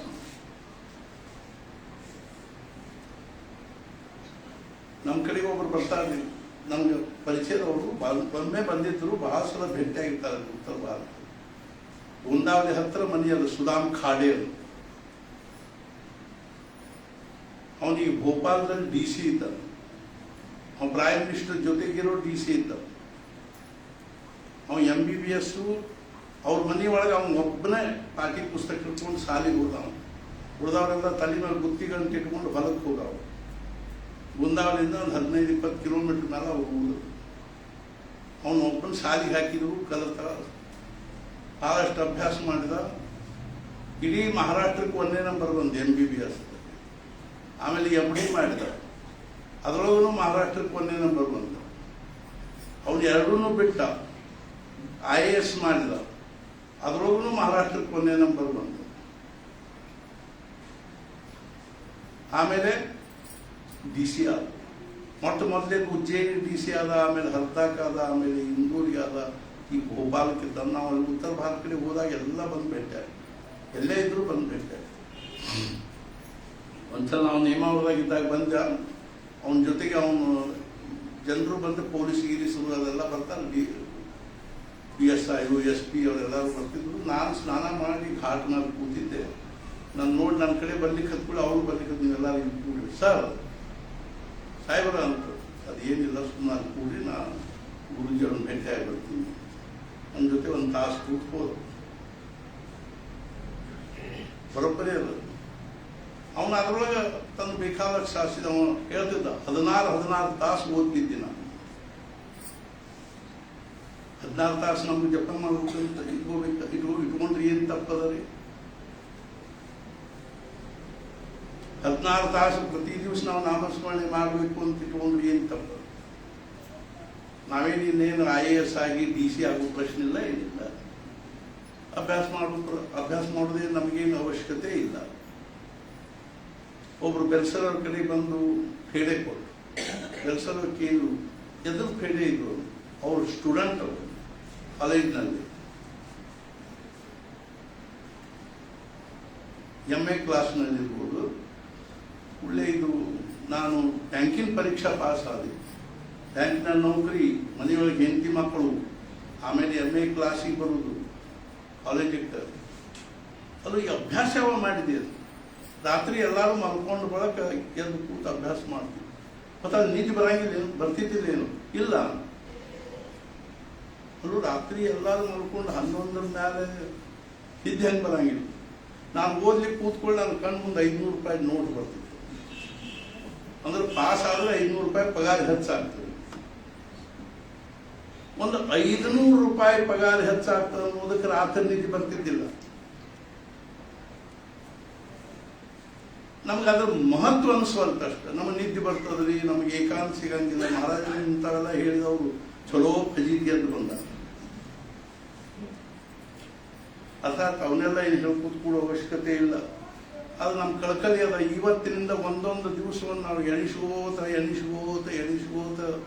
ಹೆಂಗೆ ಕಳೀಲಿಕ್ಕೆ ಪ್ರಯತ್ನ ಮಾಡಬೇಕು ಅಂದ್ರೆ ಇವತ್ತಿನ ದಿವಸ ಬರೀ ಆತು, ಸಾರ್ಥಕ ಆತು. ನನ್ನ 5 ಮಾಲಿ ಜಪ ಆತು ಇವತ್ತು, ನಂದು 10 ಮಾಲಿ ನಂದು ಇವತ್ತಿನ ಜಪ ಆತು. ಮಹಾರಾಜ್ ಹೇಳಿದ್ರು 12 ತಾಸು ನೈ, 6 ತಾಸು ಮಾಡ್ರಿ, ಆಗಂಗಿಲ್ಲ. 3 ತಾಸು, 1 ತಾಸು ಮಾಡ್ರಿ, ಆಗಂಗಿಲ್ಲ. ಮಹಾರಾಜ್ ಹೇಳಿದ್ರು ಅಷ್ಟು ಬೇಡಬೇಕಂದ್ರ ರಾತ್ರಿ ಮಲ್ಕೊಳ್ಳೋ ಮುಂದೆ ಹಾಸಿಗೆ ಮೇಲೆ ಕೂತ್ಕೊಂಡು 1 ಮಾಲಿ ಜಪ ಮಾಡಿ ಮಲ್ಕೊ. ಆದ್ರೆ ಹೆಂಗ್ ಮಾಡ್ಲಿಕ್ಕೆ ಬರಬೇಕು ಅಂದ್ರೆ, ಅಕಸ್ಮಾತ್ ನಮ್ಗೆ ರಾತ್ರಿ ಅದೇ ಟೈಮಕ್ಕೆ ಭಗವಂತ ನಮ್ಮನ್ನು ಒಯ್ಲಿಕ್ಕೆ ಬಂದ, ಕರ್ಕೊಂಡು ಹೋಗ್ಲಿಕ್ಕೆ ಬಂದ ಅಂದ್ರೆ ನಮ್ದು ಇನ್ನೂ 1 ಮಾಲಿ ಜಪ ಆಗಿದ್ದಿಲ್ಲ, ನಮ್ಗೆ ಹೇಳಿಕ್ ಬರ್ಬೇಕೇನು, ಭಗವಂತ ನಂದು ಇವತ್ತಿನ ಇನ್ನೂ 1 ಮಾಲಿ ಜಪ ಆಗಿಲ್ಲ, ಸ್ವಲ್ಪ ತಡಿ ಮಾಡಿ ಬರ್ತೀನಿ ನಾನು. ಅಕಸ್ಮಾತ್ ನಾವು ಒಂದ್ ದಿವ್ಸ ಮಾಡಿದ್ವಿ 2 ದಿವ್ಸ ಮಾಡಲಿಲ್ಲ, ಹಿಂಗೆ ಮಾಡ್ಕೋತ ಇದ್ವಿ ಅಂದ್ರೆ ಭಗವಂತ ಅಂತ ಗೊತ್ತದನು ನೀ ಎಷ್ಟು ಚಂದ ಮಾಡ್ತೀವಿ ಗೊತ್ತ ನಡೀಸ್ನ ಅಂತ. ಅರ್ಥಾತ್ ನಾ ಯಾಕೆ ಹೇಳ್ತೀನಿ ಅಂದ್ರೆ ಇವತ್ತಿನ ದಿವಸವನ್ನು ನಾವು ಎಷ್ಟೊಂದು ಅರ್ಥಾತ್ ನಾವು ಕಾಲವನ್ನು ಮರೆಯೋದೇ ನಮ್ಮ ಜೀವನದ ಉದ್ದೇಶದ. ಆದ್ರೆ ಕಾಲ ಮರೆದ ಹೊರತು ಜೀವನದ ಪ್ರಶ್ನೆ ಬಗ್ಗೆ ಹರಿಯಂಗಿಲ್ಲ. ಕಾಲವನ್ನು ಮರೆತಾಗನೇ ಪ್ರಶ್ನೆ ಬಗ್ಗೆ ಹೇಳ್ತೀವಿ. ಕಾಲಾತೀತ ಆಗ್ಬೇಕು. ಅರ್ಥಾತ್ ಏನಾಗಬೇಕು ಅಂದ್ರೆ ಇನ್ಫಿನಿಟಿ ಆಗ್ಬೇಕು, ಅನಂತ ಆಗ್ಬೇಕು. ಭೂತ ಭವಿಷ್ಯ ವರ್ತಮಾನಗಳೆಲ್ಲವೂ ಸಹಿತ ಬ್ರಹ್ಮಾನಂದ ಮಹಾರಾಜರು ಉಣ್ಮನಿ ಅವಸ್ಥಾದೊಳಗಿದ್ದಾಗ ಎಷ್ಟೊತ್ತರೊಳಗೆ ಇರ್ತಿದ್ರು ಅವರಿಗೆ ಅದು ಕಲ್ಪನಾ ಇಲ್ಲ. ಕೊನೆಗೆ ದ್ವಾರಕಾಬಾಯಿ ಅಂತ ಒಬ್ಬ ಹೆಣ್ಮಗಳು ಬೆಳಧಡಿಯಲ್ಲಿ ಆಕೆ ಒಂದಿಬ್ಬರ ಜೊತೆ ಹುಡುಗರು ಕರ್ಕೊಂಡು ಅಥವಾ ಯಾರನ್ನಾರು ಕರ್ಕೊಂಡು ಹೋಗಿ ಅವ್ರು ಎಲ್ಲಿ ಕೂತಾರೋ ಎಲ್ಲಿ ಕೂತಲ್ಲಿ ಅವ್ರಿಗೆ ಉಣ್ಮನಿ ಅವಸ್ಥೆ. ನಾನು ವಿಚಾರ ಮಾಡಿದೆ, ಎಂಥ ಚಲೋ ವಿಚಾರ ಬಿಟ್ಟು ಆ ನಿರ್ವಿಚಾರ ಆಗಿ ಏನ್ ನಾವು ಚಲೋ ವಿಚಾರ ಬರ್ತಿರ್ತಾವ ತಲೆಯಾಗ. ಮಕ್ಕಳ ಬಗ್ಗೆ, ಪ್ರಪಂಚದ ಬಗ್ಗೆ, ದುಡ್ಡಿನ ಬಗ್ಗೆ, ವ್ಯವಹಾರದ ಬಗ್ಗೆ ಇವನ್ನೆಲ್ಲ ಬಿಟ್ಟು ನಿರ್ವಿಚಾರ ಆಗುದ ಎಷ್ಟು ಟೈಮ್ ವೇಸ್ಟ್ ಅಂತ ನಮಗನ್ನಿಸ್ತೀವಿ. ಆದ್ರೆ ನಿಜವಾಗಿಯೂ ಏನದ ಅಂದ್ರೆ ಆ ನಿರ್ವಿಚಾರ ಅವಸ್ಥಾದಷ್ಟು ಅಮೂಲ್ಯವಾಗಿರೋ ಒಂದು ಮನುಷ್ಯ ಜೀವನದೊಳಗಿನ ಅನುಭವ ಅನ್ನುವಂಥದ್ದು ಇನ್ನೊಂದು ಯಾವುದು. ತಾವು ಸ್ವಾಮಿ ವಿವೇಕಾನಂದರು ಒಂದ್ ದಿವಸ ರಾತ್ರಿ ಇತ್ಲಾಗಿಂದ ಓಡಾಡ್ಲಿಕ್ಕೆ ಹತ್ತಿದ್ರು ಹುಚ್ಚರಂಗ. ರಾಮಕೃಷ್ಣ ಪರಮಹಂಸರು ಕರೆಸಿದ್ರು, ಯಾಕೆ ಹಿಂಗೆ ಹುಚ್ಚರಂಗ ಓಡಾಡಿ ನಾಮಸ್ಮರಣೆ ಮಾಡ್ಕೋತ ಓಡಾಡಿ ಜೋರ್ಲೆ ಭಗವಂತನ ನಾಮ ಸಂಕೀರ್ತನೆ ಮಾಡ್ಕೋತ ಹುಚ್ಚರಂಗ ಓಡಾಡ್ಲಿಕ್ಕೆ ಹತ್ತಿದ್ರು. ಯಾಕೆ ಹಿಂಗೆ ಓಡಾಡ್ಲಿಕ್ಕೆ ಹತ್ತಿದ್ರು? ನಮ್ಗೆ ನಿರ್ವಿಕಲ್ಪ ಸಮಾಧಿ ಅವಸ್ಥಾ ಬೇಕು. ಆವಾಗ ಅವ್ರು ಹೇಳಿದ್ರು, ನಿನಗೆ ನಿರ್ವಿಕಲ್ಪ ಸಮಾಧಿ ಅವಸ್ಥಾ ಬೇಕಾದ್ರೆ ನೀನು ನಿಮ್ಮ ತಂದೆ ವಿಶ್ವನಾಥ ದತ್ತ ಜೀವಂತಿರುವ ಅಥವಾ ಬದುಕಿರುವಾಗ ನೀನು ಸಾರೋಟಾದ ಮೇಲೆ ಅಂದ್ರೆ 4 ಕುದುರೆ ಗಾಡಿ ಮೇಲೆ ಕೂತ್ಕೊಂಡು 2 ಕುದುರೆ ಗಾಡಿ ಮೇಲೆ ಕೂತ್ಕೊಂಡು ಯಾವ ರಾಜ ಬೀದಿ ಒಳಗ ಅತಿ ಥಾಟ್ಲೆ ಓಡಾಡ್ತಾ ಇದ್ಯೋ ಅದೇ ರಾಜ ಬೀದಿ ಒಳಗ ನನಗೆ 5-6 ಮನೆಗಳಲ್ಲಿ ಭಿಕ್ಷಾ ಬೇಡ್ತಂದು ನನಗೆ ಊಟಕ್ಕೆ ಹಾಕು, ನಾನು ನಿರ್ವಿಕಲ್ಪ ಸಮಾಧಿ ಕೊಡ್ತೇನೆ. ಆಯ್ತು ಅಂದ್ರು. ಬಡ ಹೆಗಲಿ ಜೋಳಿಗೆ ಹಾಕೊಂಡು ನರೇಂದ್ರ ಅವ್ರ ತಂದೆ ವಿಶ್ವನಾಥ ದತ್ತ ಬ್ಯಾರಿಸ್ಟರ್ ಆಗಿದ್ರು. ಅತ್ಯಂತ ಪ್ರತಿಷ್ಠಿತ ಮನುಷ್ಯ, ಶ್ರೀಮಂತರು. ಆದ್ರೆ ಅವರು ಅರ್ಥಾತ್ ಅವ್ರು ಸತ್ತ ಮೇಲೆ ಅವ್ರ ಮನೆ ಒಳಗೆ ಏನೇನು ಉಳಿಲಿಲ್ಲ. ಅಷ್ಟ ಅಲ್ಲದೆ ಅವ್ರ ಅಣ್ಣತಮ್ಮಂದ್ರು ಅಥವಾ ಸಂಬಂಧಿಕರು ಅವ್ರ ಮನೆ ಎಲ್ಲ ಇದನ್ನ ಮಾಡಿಕೊಂಡು ಕೊನೆಗೆ ತಾಯಿ ಭುವನೇಶ್ವರಿ ದೇವಿ, ವಿವೇಕಾನಂದರು, ನರೇಂದ್ರ ಮತ್ತು ದೇವೇಂದ್ರ ಅನ್ನುವಂಥ ಇಬ್ಬರು ಅಣ್ಣತಮ್ಮಂದ್ರು, ಇಬ್ಬರು ಅಕ್ಕಂಗಿಯರನ್ನು ಬಿಟ್ಟರೆ ಅರ್ಥಾತ್ ಮನೆ ಒಳಗೆ ಏನೇನೂ ಇಲ್ಲ. 2 ದಿವಸ 3 ದಿವಸ ಇವರು ಅರ್ಥಾತ್ ಒಂದು ಹಿಟ್ಟಿನ ಡಬ್ಬೆ ಕೈ ಹಾಕಿ ನೋಡ್ಬೇಕು, ಹಿಟ್ಟಿಲ್ಲ, ಅಥವಾ ಅಕ್ಕಿ ಡಬ್ಬೆ ಕೈ ಹಾಕಿ ನೋಡ್ಬೇಕು, ಅಕ್ಕಿಲ್ಲ ಅಂದ್ಬಿಡು. ಆರಾಮ ಹೇಳು, ಅಮ್ಮ ನನ್ನ ಮಿತ್ರ ಊಟಕ್ಕೆ ಕರೆದ ನಾನು ಹೋಗಿ ಬರ್ತೀನಿ ಅಂತ ಸಂಜೆ ತನಕ ಉಪವಾಸ ಅಡ್ಡಾಡಿ ಬಂದು ಸುಮ್ಮನೆ ಮಾಡ್ಕೊ. ಯಸ್ಯಾನುಗ್ರಹ ಮಿಚ್ಛಾಮಿ ತಸ್ಯ ಸರ್ವಂ ಹರಾಮಿ.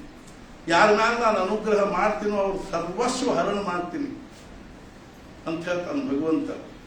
ಭಯ್ಯ ಸಾಹೇಬ್ ಮೋಡಕ್ ಅವ್ರಿಗೆ ಹೇಳಿದ್ರು, ಭಯ್ಯ ಸಾಹೇಬ್ ನಿನಗೆ ಪರಮಾರ್ಥ ಬೇಕು, ಏನು ಪ್ರಪಂಚ ಬೇಕು? ಭಯ್ಯ ಸಾಹೇಬ್ ಹೇಳಿದ್ರು, ನನಗೆ ಪರಮಾರ್ಥ ಬೇಕು ಅಂತ. ಮಹಾರಾಜ ಹೇಳಿದ್ರು, ಪರಮಾರ್ಥ ಬೇಕು ಅಂದ್ರೆ ಪ್ರಸಂಗ ಬಂದಾಗ ಕೈಯಾಗ ಜೋಳಿಗೆ ಬರ್ಬೋದು, ಕಬೂಲದ ಏನು? ನನಗೆ ಕಬೂಲದ ಅಂತ. ಮಹಾರಾಜ ಹೇಳಿದ್ರು, ಭಗವಂತ ನನಗೆ ಹಂಗೆ ನಿನಗೆ ಪರಮಾರ್ಥ ಕೊಡ್ತಾನೆ ಅಂತ ಹೇಳಿದ್ರು. ಅವ್ರು ಕೊನೆಗೆ ಪುಣೆಯಲ್ಲಿ ಮಧುಕರಿ ಬೇಡಿಕೊಂಡು ತುಳಸಿ ರಾಮಾಯಣ ಹೇಳ್ತಾ ಇದ್ರು. ಗೋಂದಾವಲಿ ಒಳಗೆ ಪುಣ್ಯತಿಥಿ ಉತ್ಸವ ನಡೆದಿತ್ತು. ಗಣಪತರಾವ್ ದಾಮ್ಲೇವರಿಗೆ ಅಂದ್ರು, ನನಗೊಂದು ದಿವಸ ಹೋಗ್ಲಿಕ್ಕೆ ಅವಕಾಶ ಕೊಡ್ಲಿ ಅಂದ್ರು. ನೋಡ್ರಿ, ಊರಿಗೆ ಹೋಗೋ ಅವ್ರ ಜೊತೆ ಕೇಳಿಕತ್ತ ನಮ್ಗೊಂದು ದಿವಸ ಹೋಗ್ಲಿಕ್ಕೆ ಅವಕಾಶ ಕೊಡ್ಲಿ ಅಂದ್ರು. ಕೂಡಲೇ ಗಣಪತರಾವ್ ದಾಮ್ಲೇವ್ ಅಂದ್ರು, ಈ ಉತ್ಸವದಾಗ ಯಾಕೆ ನಿನ್ ಗದ್ದಲ, ಉತ್ಸವ ಆದ್ಮೇಲೆ ಹೋಗ್ಬೋದು. ಆಯ್ತು, ಏನು ಅಡ್ಡಿ ಇಲ್ಲ ಅಂದ್ರು. ಹೆಂಗ ಅವ್ರ ಸ್ವಾಮಿತ್ವದಲ್ಲಿದ ನೋಡ್ರಿ ಅವ್ರ ಮರಣ. ದಶಮಿ ದಿವಸ ಉತ್ಸವ ಆಯ್ತು, ಏಕಾದಶಿ ದಿವಸ ಶಾಂತವಾಗಿ ಕೂತ್ಕೊಂಡು ದೇವ. ಅರ್ಥಾತ್ ಏನು ಅಂತಂದ್ರೆ ಪ್ರಸಂಗ ಬಂದ ಕೈಯಾಗ ಜೋಳಿಗೆ ಬರ್ಬೋದು ಅಂತಕೊಂಡು ಎಲ್ಲರಿಗೂ ಜೋಳಿಗೆನ ಬರ್ತಾರಂತ ಅಂದ್ರೆ ಗಾಬರಿ ಆಗ್ಬೇಕಾದ್ರೆ ಕಾಲ ಏನ್ರಿ ಪರಮಾರ್ಥ ಬೇಕಂದ್ರೆ ಜೋಳಿಗೆ ಬರ್ತಂತೀರಿ, ಬೇಡ ಬೆಳಬೇಕು. ಅವ್ರು ಬೆಳೆಸದ ಅವ್ರ ಪ್ರವಚನ ಬರ್ತಿದ್ರು. ಮುಂದೆ ಸ್ವಲ್ಪ ದಿವಸ ಬಂದು ಆಮೇಲೆ ಬಿಟ್ಟು ಬಹಳ ದಿವಸ ಮೇಲೆ ಮತ್ತೊಂದು ಭೇಟಿ ಆದ್ರು. ಯಾಕ್ರಿ ಮತ್ತೆ ನೀವು ಪ್ರವಚನ ಬರ್ತಿದ್ರಿ ಮುಂಚೆ ಮತ್ತೆ ಬಿಟ್ಟಿಲ್ಲ? ಹೌದ್ರಿ, ನಾ ಬರಂಗಿಲ್ರಿ ಇನ್ನು. ಯಾಕ್ರಿ? ಅಲ್ರಿ ನಿಮ್ಮ ಪ್ರವಚನ ಕೇಳಿದ್ರೆ ದುಡ್ಡು ಗಳಿಸೋ ಬುದ್ಧಿನ ಹೋಗಿಬಿಡ್ತದೆ, ಎದಕ್ಕೆ ಬರ್ಬೇಕ್ರಿ ಹಿಂಗೆ ಅಂತ ಪರಿಂದ ಅದು ದುಡ್ಡು ಗಳಿಸೋ ಬುದ್ಧಿ ಹೋಗಿಬಿಡ್ತದೆ ನಿಮ್ಮ ಪ್ರವಚನ ಕೇಳಿದ್ರು. ಹಂಗೇನು ಆಗೋದಿಲ್ಲ. ನಾ ಯಾಕೆ ಹೇಳಿಕತ್ತೀನಿ ಅಂದ್ರೆ ವಿವೇಕಾನಂದರಿಗೆ ಎಷ್ಟು ತಳಮಳ ಇತ್ತು, ಒಂದು ನಿರ್ವಿಕಲ್ಪ ಸಮಾಧಿ ಬೇಕು. ಆಮೇಲೆ ರಾಮಕೃಷ್ಣ ಪರಮಹಂಸರು ಅಕ್ಷರಶಃ ಏನಾಯ್ತು ಅಂದ್ರೆ ಒಂದು ದಿವಸ ಕೆಮ್ಮಿಗೆ ಹಾಕಿಸಿದ ಕೂಡಲೇ ಅವ್ರ ಗಂಟ್ಲು ಕ್ಯಾನ್ಸರ್ ಆಗಿತ್ತು. ಗಂಟಲದಾಗಿಂದ ಕಫ ಹಾವು ರಕ್ತ ಹುಳಾವು ಅವೆಲ್ಲ ಕೂಡಿ ಕ್ರಿಮಿ ಎಲ್ಲ ಕೂಡಿ ಅಂತ ಬಂದ ಕೂಡಲೇ ವಿವೇಕಾನಂದರನ್ನು ಕೈಯಾಗಿ ಹಿಡ್ಕೊಂಡ್ರು. ಆವಾಗ ಅವ್ರು ಹೇಳಿದ್ರು ಒಂದು ಎಲ್ಲಿ ಹಾಕಿಬಿಡಪ್ಪ ಅಂತ ಹೇಳಿ ಕೂಡಲೇ ಅತ್ತ ಹೋಗಿ ಅಂದ್ಬಿಡುದು. ಕಳಸದ ಗೋವಿಂದ ಭಟ್ರದು ಹಿಂಗಾಯ್ತು. ಶರೀಫ್ ಸಾಹೇಬರು ಎಲ್ಲೋ ಒಂದ್ ಕಡೆ ಭಜನೆ ಮಾಡ್ಲಿಕ್ಕತ್ತಿದ್ರು. ಗೋವಿಂದ ಭಟ್ರ ಕಳಸದೊಳಗ ಸುತ್ತಲೂ ಅವ್ರ ಸ್ವಜನರೆಲ್ಲ ಸೇರಿದ್ರು. ಇನ್ನೇನು ಪ್ರಾಣೋತ್ಕ್ರಮಣ. ಅವಾಗ ಅವ್ರು ಒಮ್ಮೆಲೆ ಏನ್ ಮಾಡಿದ್ರು ಅಂದ್ರೆ ಶರೀಫಾ ಅಂತ ಬದಲಿದ್ರು. ಶರೀಫ್ ಎಲ್ಲೋ 4-5 ಮೈಲ್ ದೂರ ಮೇಲೆ ಒಂದು ಊರಾಗ ಭಜನೆ ಮಾಡ್ಕೋತ ಕೂತ ರಾತ್ರಿ. ಅವಾಗ ಶರೀಫಾ ಅಂತ ಬದಲಿದ ಕೂಡಲೇ ಕೈಯಾಗಿನ ತಾಳ ಒಗದವರ ಬಂದೆ ಗುರುದೇವ ಅಂತ. ನಾವು ಕೇಳುವುದಷ್ಟೇ ರೀ, ಇಂಥದ್ದು ಒಂದು ಜಗತ್ತದ, ಇಂಥದ್ದು ಒಂದು ಅವಸ್ಥಾ ಅದ, ಇಂಥದ್ದು ಒಂದು ಭೂಮಿಕಾ ಅದ, ಇಂಥದ್ದು ಒಂದೇನೋ ಅದ ಅಂತ ತಿಳ್ಕೊಂಡು ಕೇಳುವುದಷ್ಟೇ. ನಮ್ಮದೆಲ್ಲ ಕೆಳಗಿಂದಲೇ ನಾನು ಏರ್ಲಿಕ್ಕೆ ಬರುವುದು. ಪ್ರಪಂಚದ ವಿಷಯಗಳು ನಮ್ಮ ಹೆಂಗಾಗ್ಯದ ನಮ್ಮ ಪರಿಸ್ಥಿತಿ ಇರೋದು. ಸತ್ಪುರುಷರಿಗೂ ನಮಗೂ ವ್ಯತ್ಯಾಸ ಏನು? ಒಂದು ಗುಡಾವನ್ದಾಗ ಒಂದಿಷ್ಟು ಬೆಲ್ಲ ಕರಿಗಿತ್ತು. ಕರಿಗಿ ರಾಡಿಯಾಗಿ ಹಿಂಗೆ ಹರಿದಾಡ್ಲಿಕ್ಕೆ ಒಂದು ನೊಣ ಬಂತು. ನೊಣ ಬಂದದ್ದು ನೋಡ್ತೀವಿ, ಇಷ್ಟೆಲ್ಲ ಬೆಲ್ಲ ಇದಕ್ಕೆ ನಾನ ಮಾಲಕ ಆಗ್ಬೇಕು ಅಂತ ಬಂದು ಅದು ನಟ್ ಕೂದ್ಬಿಟ್ಟು ಆ ಬೆಲ್ಲದ ಇದ್ರೊಳಗ ರಸದಾಗ ಕೂದ್ಬಿಡ್ತು.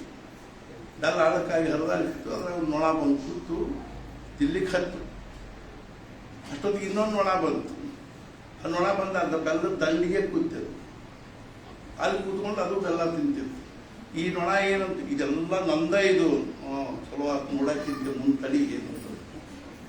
ಆಮೇಲೆ ಅದು ದಂಡಿ ಕೂತದ ನೊಣನೂ ಬೆಲ್ಲ ತಿನ್ಲಿಕ್ಕೆ ಆಯ್ತು. ಅವಾಗ ಹೂವು ನಡಿ ಇಬ್ರು ಕೂಡಿ ನಡಿ ಬರ್ತೀನಿ ನಡಿ ಅಂತ ಅದು ಕಾಲು ತಕ್ಕೊಳಕ್ ಹೋದ. ಕಾಲು ಬರೋವಲ್ಲು ಹೊರಗೆ ಆ ಬೆಲ್ಲದಾಗ ಸಿಕ್ಬಿಟ್ಟಾವ. ಈ ನೊಣ ಏನು ದಂಡಿ ಕೂತಿತ್ತು, ಇದು ತಿನ್ನುವಷ್ಟಿಂದ ಹಾರಿ ಹೋಗ್ಬಿಡ್ತು. ಹಂಗೆ ಸತ್ಪುರುಷರು ಹಿಂಗೆ ದಂಡಿ ಕೂತು ತಿನ್ನುವಷ್ಟಿಂದ ಹಾರಿ ಹೋಗ್ಬಿಡ್ತಾವೆ. ನಾವು ನಮ್ದ ಅಂತ ತಿಳ್ಕೊಂಡು ಅದರ ಕಾಲು ಸಿಗಿಸ್ಕೊಂಡು ಚಲೋ ರೀ. ಇನ್ನೂ ಯಾರ ಪ್ರಾರಂಭ ಬೆಲ್ಲದ ರಾಡ್ಯಾಗ ಕೂಡೋದು, ಕಾಲು ಸಿಗಿಸ್ಕೊಂಡು ಕೂಡೋದು ಇರ್ತದನ್ನೋ ಅವ್ರು ಕೂಡು ಅನ್ಬೇಡ. ಇನ್ನು ನಮ್ಮಂತ ದರಿದ್ರಗಳು ಸುಂಬಳದಾಗ ಕಾಲು ಸಿಗಿಸ್ಕೊಂಡು ಕೂತ್ರೆ ಏನ್ ಮಾಡ್ತೀವಿ?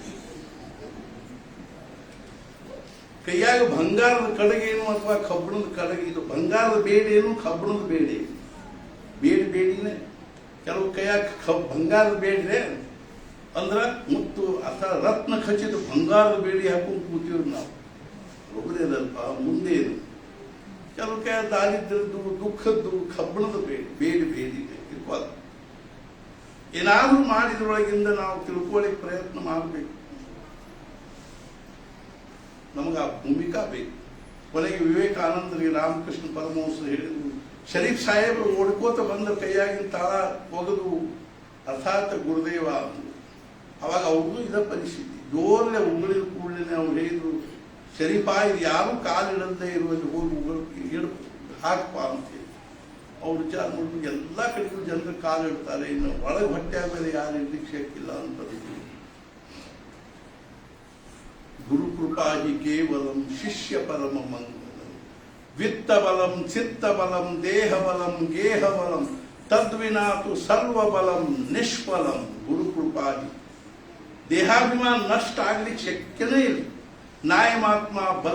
ನಾಯಮಾತ್ಮ ಪ್ರವಚನೇನ ಲಭ್ಯ ನ ಮೇಧಯ ನ ಬಹುನಾ ಶ್ರುತೇನ ಯಮೇ ವೈಷವೃಣತೆ ತೇನ ಲಭ್ಯ ತಸ್ಯೈವ ಸ್ವಾಂತರಂ ವಿವೃಣತೆ. ನೀವು ಬೇಕಾದಷ್ಟು ದೊಡ್ಡ ದೊಡ್ಡ ಪ್ರವಚನ ಮಾಡ್ರಿ, ಕೇಳ್ರಿ, ಓದ್ರಿ. ನಿಮ್ಮ ಬುದ್ಧಿ ಬೇಕಾದಷ್ಟು ಪ್ರಗಲ್ಭಿರ್ಲಿ, ವಾಗ್ವೈಖರಿ, ಶಬ್ದಜರಿ, ಶಾಸ್ತ್ರ ವ್ಯಾಖ್ಯಾನ ಕೌಶಲಂ, ವೈದುಷ್ಯಂ ವಿದುಷಾಂ ತದ್ವತ್ ಭುಕ್ತಯೇ ನತು ಮುಕ್ತಯೇ. ಏನ್ ಪ್ರಚಂಡ ಪಂಡಿತರು ಮಹಾನ್ ವಿದ್ವಾಂಸರು ಏನು ಪ್ರವಚನ ಮಾಡ್ತಾರೆ ನಿರರ್ಗಳವಾಗಿ ಅದೆಲ್ಲ ಭುಕ್ತ ಏನದು ಮುಕ್ತ. ಅರ್ಥಾತ್ ಏನು ಅಂದ್ರೆ ನಾಯಿ ಮಾತ್ಮ ಪ್ರವಚನ ಏನು ಲಭ್ಯ ನ ಮೇಧಯ ಬುದ್ಧಿಶಕ್ತಿಯಿಂದಲೂ ಸಿಗುವುದಿಲ್ಲ. ಮತ್ತೆ ಹೆಂಗೆ ಅಂತಂದ್ರೆ ನಾಯಿ ಮಾತ್ಮ ಪ್ರವಚನ ನ ಮೇಧಯ ನ ಬಹುನಾಶ್ರುತೇನ ಬಹಳಷ್ಟು ಓದಿದ್ರು ಆಗುತ್ತೆ. ಯಮೇ ವೈಷವೃಣತೆ ತೇನ ಲಭ್ಯ ಯಾರನ್ನ ಅವರು ಆರಿಸುತ್ತಾರೋ ಇವನಿಗೆ ನಾನು ಸಮಾಧಾನ ಕೊಡಬೇಕು ಅಂತವ್ರು ಯಾರನ್ನ ಆರಿಸುತ್ತಾರೋ ಇವನಿಗೆ ನಾನು ನನ್ನ ಸ್ವರೂಪವನ್ನು ತೋರಿಸಿಕೊಡ್ಬೇಕು ಅಂತ ಯಾರನ್ನ ಆರಿಸುತ್ತಾರೋ ಅವರಿಗೆ ಮಾತ್ರ ಸಮಾಧಾನ ಒಂದು ಅರ್ಥಾತ್ ಸಾಕ್ಷಾತ್ಕಾರ ಆಗ್ಲಿಕ್ಕೆ ಶಕ್ಯದನೆ ಹೊರತು ಉಳಿದವ್ರು ನಾವು ಏನು ತಿಪ್ಪರ್ದಾಗ ಒಗದ್ರು ಸಹಿತ ಏನು ಶಕ್ಯ. ಭಗವಂತನ ಮುಂದೆ ನಾವು ಏನು ಮಾಡ್ಲಿಕ್ಕೆ ಶಕ್ಯ? ಮಹಾರಾಜ ಹೇಳಿದ್ರು ನೀವ ನಿಮ್ಮ ಪಾಟಿ ತುಂಬ ಮನಸ್ಸು ಅಂತಃಕರಣ ಅನ್ನುವಂಥ ಪಾಟಿ ತುಂಬ ಬರ್ಕೊಂಡು ಬಂದು ನಾ ಹಂಗಿದ್ದೀನಿ, ನಾ ಹಿಂಗ್ ಇದ್ದೀನಿ, ನಾ ಹಂಗ್ ಶಾಣೆ ಇದ್ದೀನಿ ಅಂತ ಪಾಟಿ ತುಂಬ ಬರ್ಕೊಂಡು ಬಂದು ಗುರುಗಳ ನೀವು ಒಂದು 2 ಅಕ್ಷರ ಬರ್ಕೊಡ್ರಿ ಅಂದಾಗ ಮಹಾರಾಜ ಹೇಳಿದ್ರು ನೀವು ಬರೆದದ್ದು ತಿಳಿದಿಲ್ಲ, ಆಮೇಲೆ ನಾವು ಬರೆದದ್ದು ನಿಮ್ಮ ಪಾಟಿ ಸ್ವಚ್ಛ ವರ್ಷಕೊಂಡ್ಬೇಕು. ಮತ್ತೆ ಯಾರಿಗೆ ಅಂತಂದ್ರೆ ಯಮೇ ವೈಷವೃಣತೆ ಯಾರನ್ನ ಅವ್ರು ಆರಿಸೋತಾರೋ ರಾಮಕೃಷ್ಣ ಪರಮಹಂಸ ಹೇಳಿದ್ರು ಯಾರನ್ನ ಆರಿಸೋತಾರೆ? ಯಾರು ಅವ್ರ ಬಾಗಲದೊಳಗೆ ಯಾವ ರೀತಿಯಾಗಿ ಒಬ್ಬ ಯಜಮಾನನ ಮನೆ ಬಾಗಲದೊಳಗೆ ನಾಯಿ ತನ್ನ ಬಾಯಿ ತಕ್ಕೊಂಡು ನಾಲ್ಗಿ ಮೇಲಿಂದ ಜ್ವಲ್ಲ ಸೋರಿಸುವುದು ಅತ್ಯಂತ ದೀನ ಭಾವನೆಯಿಂದ ಆ ಯಜಮಾನನ ಕಡೆಗೆ ನೋಡ್ಕೋತ ಬಿದ್ದುಕೊಂಡಿರ್ತದನೋ ಹಂಗೆ ಯಾರು ಆ ಸದ್ಗುರುಗಳ ಬಾಗಲದಲ್ಲಿ ಬಿದ್ದುಕೊಂಡಿರ್ತಾರೋ ಅವ್ರಿಗೆ ಮಾತ್ರ ವಿವೇಕಾನಂದ ಬಿದ್ದುಕೊಂಡ್ರು. ನನಗೆ ಏನಾದ್ರೂ ಮಾಡಿ ನನಗೆ ಕೊಡ್ರಿ. ಅವಾಗ ಅವ್ರು ಹೇಳಿದ್ರು ನಾನು ಪಟ್ಟಿನ ಹೋಗ್ಬೋದು. ಮುಂದೆ ಒಂದು ದಿವಸ ಹಿಂಗೆ ಒಂದು ಇದ್ರೊಳಗೆ ಕೂತಾಗ ಅವ್ರಿಗೆ ನಿರ್ವಿಕಲ್ಪ ಸಮಾಧಿ ಹತ್ತಿ ಆಮೇಲೆ ಬಹಳ ಹೊತ್ತಿನ ಮೇಲೆ ಸಮಾಧಿ ಇಳಿದು ಕೂಡ ರಾಮಕೃಷ್ಣ ಪರಮಹಂಸರ ಕಡೆಗೆ ಬಂದರು. ಅವ್ರು ಹೇಳಿದ್ರು ಇವತ್ತು ನನಗೆ ಬಹಳ ಅಂದ್ರೆ ಬಹಳ ಮನಸ್ಸಿಗೆ ಸಮಾಧಾನ. ಅವಾಗ ಅವ್ರು ಹೇಳಿದ್ರು ಇದ್ರ ಚಾವಿ ನನ್ನ ಕಡೆಗೆ ಇದೆ, ನೀನು ಮಾಡಬೇಕಾಗಿರೋ ಕೆಲಸ ಬಹಳ ಅದ ಬೇರೆ ಅದ, ಆದ್ದರಿಂದ ಅದೆಲ್ಲ ಮುಗಿದ ಬಳಕ ನಾನು ಅದನ್ನು ಯಾವಾಗ ಬೇಕೋ ಆವಾಗ ತೆಗಿತೀನಿ. ನೀನು ದೇಹ ಬಿಡೋಕ್ಕಿಂತ 6 ಸ್ವಲ್ಪ ದಿವಸ ಮುಂಚೆ ನಿನಗೆ ಮತ್ತೆ ಇದೇನದ ಅವಸ್ಥಾ ಬರ್ತದೆ. ಅವರು ಮತ್ತು ನಿವೇದಿತಾ ಇಬ್ಬರು ಕೂಡ ಅಮರನಾಥ್ ಯಾತ್ರೆಗೆ ಹೋದಾಗ ಅಲ್ಲಿ ಅವರು ಸಂಪೂರ್ಣ ನಗ್ನಾಗಿ ಥೈ ಥೈ ಥೈ ಕುಣಿಲಿಕ್ಕೆ ಅವಾಗ ಮತ್ತೆ ಅವ್ರಿಗೆ ಆ ಅವಸ್ಥಾ ಬಂತು. ಮುಂದೆ 6 ತಿಂಗಳಿದೆ. ಮುಖ್ಯವಾಗಿ ನಾವು ಇದು ವರ್ಷ ಕಳೆದ್ರೆ ಹೆಂಗೆ ಕಲಿತೋ ಕಳ್ಕೋಬರ್ತಾರೆ.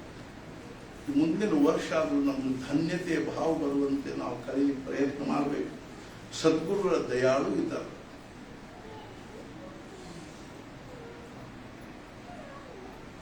ಮಹಾರಾಜ ಗದಿಗೆ ಹೋಗಿದ್ರು. ಗದಿಗಿನಲ್ಲಿ ಒಬ್ರು ವಕೀಲರು ಇದ್ರು. ಅವರು ಮಹಾರಾಜನ ಅನುಗ್ರಹ ತಗೊಂಡಿದ್ರು. ಆಮೇಲೆ ವ್ಯಸನಿ ಆದರು. ಎಲ್ಲ ವ್ಯಸನಗಳು ಸಂಪನ್ನ ಆದವು. ಆಮೇಲೆ ಮತ್ತೊಂದ್ಸಲ ಮಹಾರಾಜರು ಹೋದಾಗ ಅವ್ರು ಬಂದು ಬಾಗಿಲ ನಿಂತು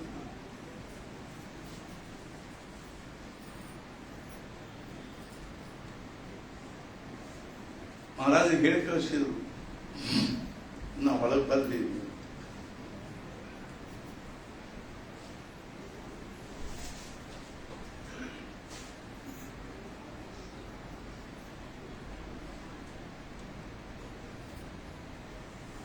ಮಹಾರಾಜರು ಬಾ ಒಳಗೆ ಬಂದು